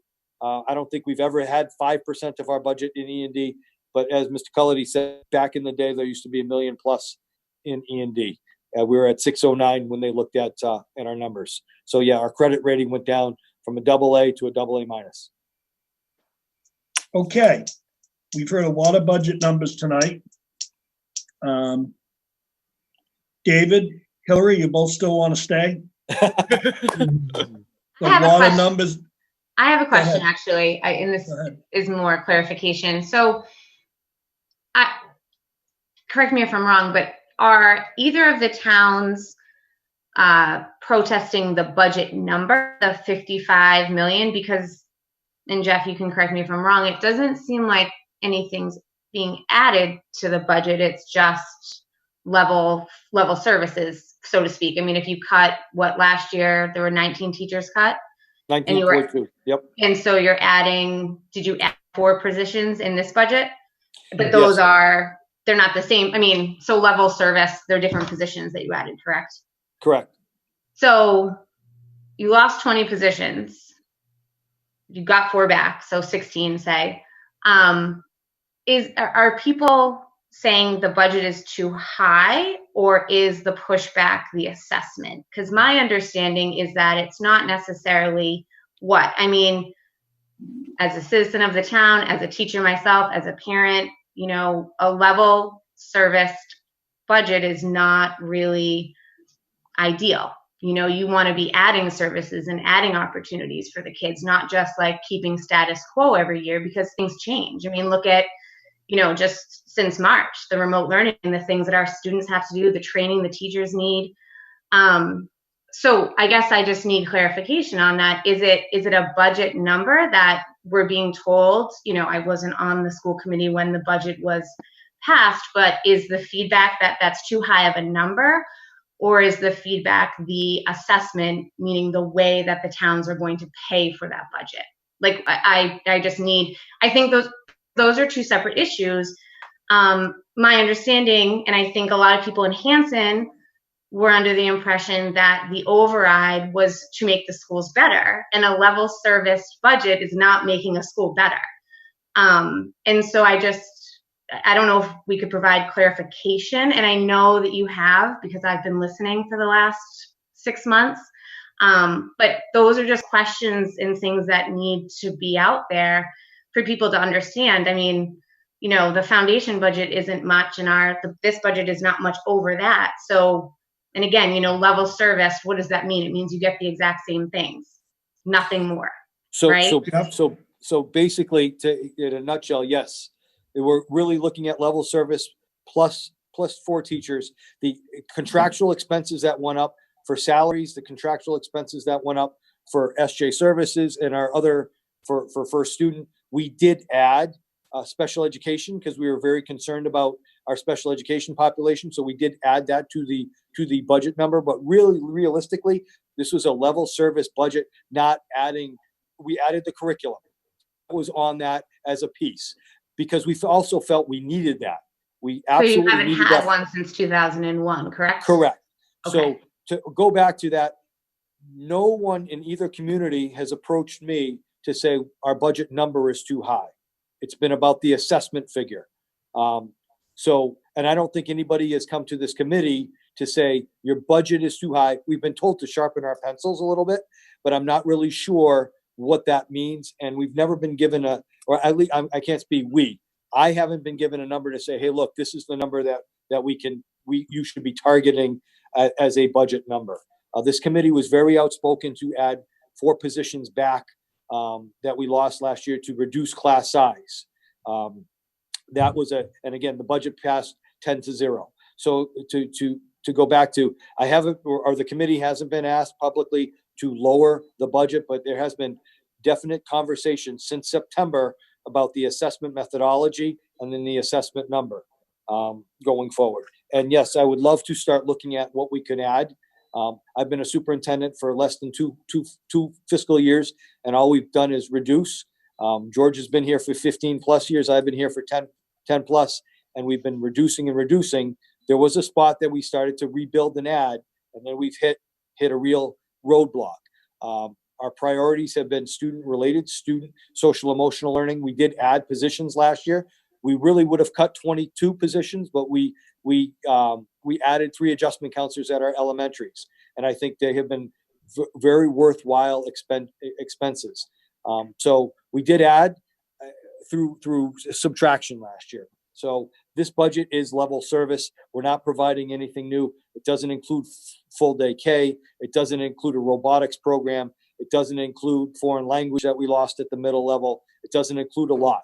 So we are stagnant, and it was level service moving forward, plus those 4 staff members, specifically to try to reduce class size at the elementary level, where classes were up to 27 and 28 in elementary. So yes, Ms. Niffen, that's basically where we're at. Okay, so you can see the picture. Tomorrow we're going to get the numbers, and Jeff's going to send them out to all the school committee members of what the 112 budget's going to look like. we're gonna move on from budget discussion because basically I don't hear of anything new coming out. We will know the number tomorrow, and we probably are going to reconvene in a week. I'll just look at it quickly and see. July's coming, and I know it's a tough month, but this is a tough school issue that we have to work our way through, and that's why we're all here. So consequently, we're going to move on from the budget discussion. We will let you know tomorrow what the 1/12 means. And as I said, that there's rumor that we're going to be meeting with the boards of selectmen in the near future and try to work through this. So, Jeff, thank you. Yep, you're welcome. Just letting the committee know, the way Desi rolls is I'll probably get something after 5 p.m. tomorrow. That's been if it was a Friday, it would be at 7. But, I got something this afternoon, but I'm sure it's going to roll out after 5 tomorrow. So don't be waiting at your computers at 9 a.m. expecting something from you, Desi. Like to just look at the school calendar. I mentioned maybe moving the school start date. I have a proposal of moving that start date for students from the 26th of August to September 8th, the day after Labor Day. And if you hear me out, we'd like to start teachers in on August 27th and 28th. And then, as I mentioned before, the commissioner is looking to add 3 professional days for us. We'd like to have those teachers in on the 1st, the 2nd, and the 3rd of September, and then students can return on the 8th. That would give us ample time, hopefully, to prepare our classrooms with any other guideline that might come out from the commissioner on PPE and any other changes to our plan. That just gives us really 2 weeks additional time before kids come back to school. And I think it'll also give us some breathing room if in case we have to have an additional town meeting before our teachers arrive on the 24th, because they won't start working until the 27th. So I'd like to ask the committee to look at the school start date for students being the 8th of September, the day after Labor Day. Ladies and gentlemen, it also gives us a little bit more room for the COVID-19 regulations and guidelines. That's definitely a fluid conversation that's going to change. So, I'd be looking before we get into it for motion. Motion to amend the school calendar as Jeff had just described. Second, Urban Mr. Boyce. second. Mr. Boyce. Mr. Cullen, he made the motion. Mr. Boyce seconded it. Discussion. Mr. Cullen, then Mr. Small. Jeff, does this push back the end date? Yes, it will. Okay, when would the end date be? You have to ask me a Before difficult they, question. I've been looking at the start date. So yeah. I think it's can I get around back to you June on that? 20. Yeah, all right. No, I did, because I only want to know because with COVID, all this stuff that's going on, we're probably going to have to revisit this again because we may have to do something with vacations if we, the regulations come out as they are. I think it's the 24th. But one of the things that I'm looking at too is if we have a good, robust remote learning plan, we won't have any snow days next year. Yeah, It'll be a remote learning day. So we'll be going 177 from the date of school. And I think if you do the start date for me on the 8th, we'll get the official school calendar updated from Michelle. Remember, we also were looking at taking September 14th off for the marathon. That won't be included anymore. We don't have a marathon, and that's not a state holiday anymore. So we'll get a revised calendar for you as far as those dates. And if we have to adjust in mid-year, well, we will do so. But I was just looking for the date of the 8th. Sorry for not having that 177. Is that set in stone or is that? No, it was at the Board of Education today as a discussion item. But I have a feeling the commissioner was very strong on trying to get that through so teachers could adequately have professional development to come back and look at that remote plan or have discussion about the remote plan in case we go out again. So he was pretty adamant to us that was a goal of his to move the school calendar to 177 to include those three personal. We just have so much fluency here. It's very tough for you guys. Mr. Small. Would that add an extra week of payroll? Whereas if we didn't do it on the 26th, but delayed everyone to say the 31st of August and then, roll that into a September payroll, perhaps, would that be to our benefit with the 112? So potentially yes and potentially no. Our scheduled payroll is for the 27th. That's what we've had our teachers base their livelihoods on through the summer. And I'd work with the association to make sure that our teachers are being paid, so that if they have a mortgage payment, that they're counting on an August 27th payroll, and we wouldn't have payroll until September 10th. I think that would be challenging for a lot of our faculty budgetarily. So that's a conversation I'll have with the association. But we're scheduled right now for the 27th to start our payroll. That's why we would bring the teachers in on that day. I definitely don't want to put anyone in harm's way. Just worrying if we'll have the funds available. So I think by that time, by the 27th, we should have an idea of what our budget is to notify the staff if they're coming back or not. If we don't have a budget or a regional district meeting by that time, I have to plan. I have to plan for opening in the fall. So kind of kicking that can as long as we can. We're definitely going to have a regional school committee meeting before then, probably 7. Does that answer, Freddie? You good? Anyone else before we move to the vote? Fine. Chris Howard. So super quick, I just know when we were setting the schedule, I know there was pretty healthy feedback from both students, parents, and I think some of the teachers as well to try and get in early and end early. However, my comments now are strictly, I would hope that everyone understands, given what we've gone through with the pandemic and reopening, that everyone's doing the best they can. So I'm hoping that we'll get the public support and understanding. This may not be a permanent delay of, hey, we're going to go back late, but we really need it this year to just support everyone and get things done that need to get done. So I'm hoping the public that's listening understands and supports us with this change this year. I know folks originally were hoping to get kids back to school early, but we got to do this. Hillary, did you have your hand I up? was just going to piggyback that statement. Those 3 days of training, or I guess the 5 days that you have scheduled in for teachers, is going to be very valuable and needed, but both on the parent side too. I mean, I think a lot of families had a hard time with the remote learning. You know, it was a learning curve for everybody. And regardless of what the fall is going to look like, everybody needs some time to prepare. And I know all of us parents would love to get our kids back to school soon. But we need to also do this and do it well and do it right, so that if there's a hybrid or a remote learning period, that it's not as, I don't know, I thought it was well done. But, you know, I think that there were things that, you know, kinks that need to be worked out. So that's all. Okay. Anyone else before we move to the vote? Seeing none. Mr. Boyce? Yes. This is on the amendment to change the count. Okay. Yes, Mr. Boyce. Yes. Spires. Yes. Mr. Cullen. Yes. Mr. Ford. Yes. Mr. Howard. Yes. Mr. Jones. Yes. Ms. Sniffen. Yes. Mr. Scriven. Yes. Mr. Small. Yes. Bob Hayes, yes. Okay, thank you. Next up, Whitman Middle School feasibility study. We have to establish a Whitman Middle School building committee. I would be honored to be on that, as I was on the high school building committee. Dan Kelly would like to be there too. Chris Scriven Mr. as well. Scriven too? Please. Okay, let me just call it in. Scriven. You get me, Bob, Fred Small? Yeah, I had you right up, Fred. I didn't even ask. I had you out of the gate. I had so much sense in fun that. building the high school, you know? Why waste any time asking? I knew you were in.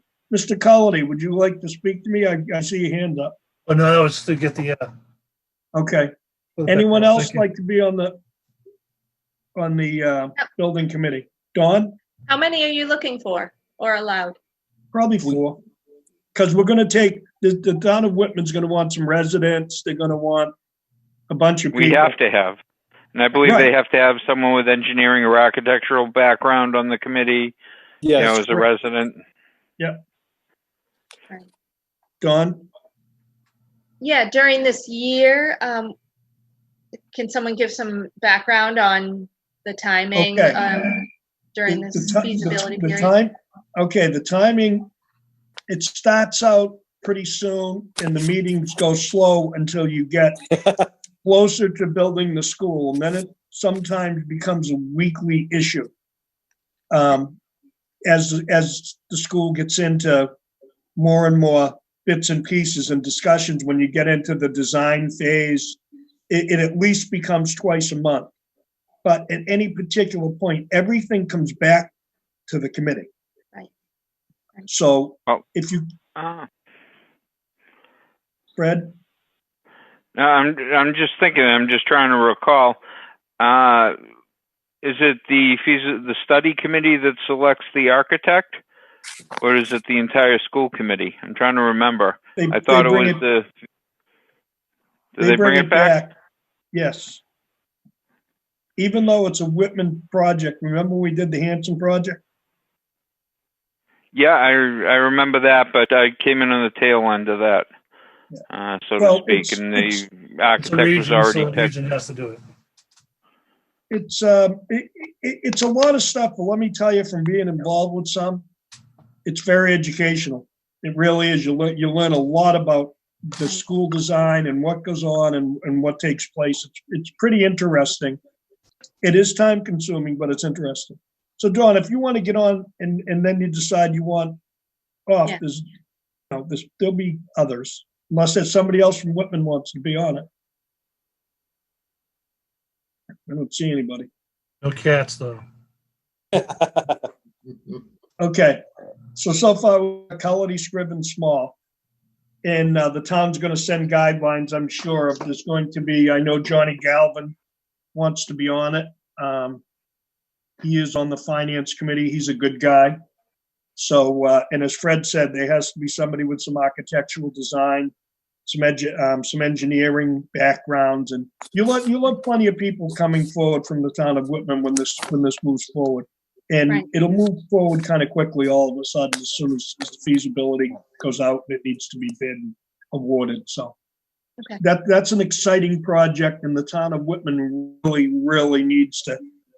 The needs for that school are huge. So hopefully everything moves smooth. I know I've been to Whitman Middle many times, as probably a lot of committee members are. And it definitely needs to be done.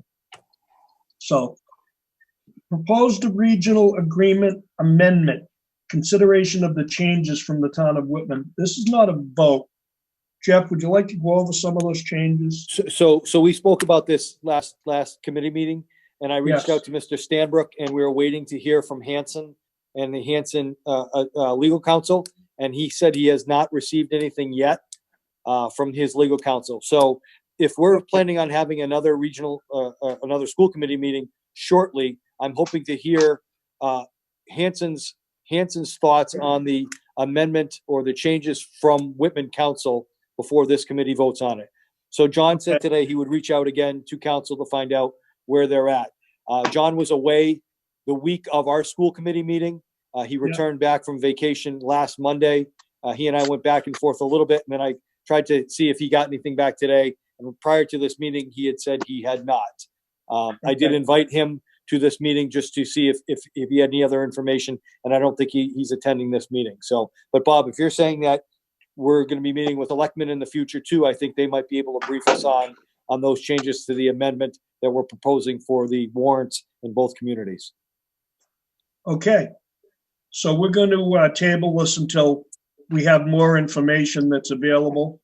As I said to you, we're going to be probably having more meetings. Hopefully phase 3 is coming up, and our meetings will be able to be back in the library, so we can have some input from public and all see each other without doing it on a Zoom. It seems like those meetings are see you, Mr. Colley. It seems like those meetings bear more fruit sometimes. We need that socializing part of it. So okay, I'd entertain a motion to adjourn. So moved by Dan. Hey, Chris Scriven had something, Bob. Chris. I'm sorry. Go ahead, Chris. If I could just say something real quick before we Go ahead. just a quick story. I remember being a young kid, and there was a gentleman a little older than me that got into politics at a real young age, and I always was pretty inspired by that. And that was Mr. Boyce. And here we are with David Forth at 19 years old coming on to our committee. I mean, that's pretty exciting.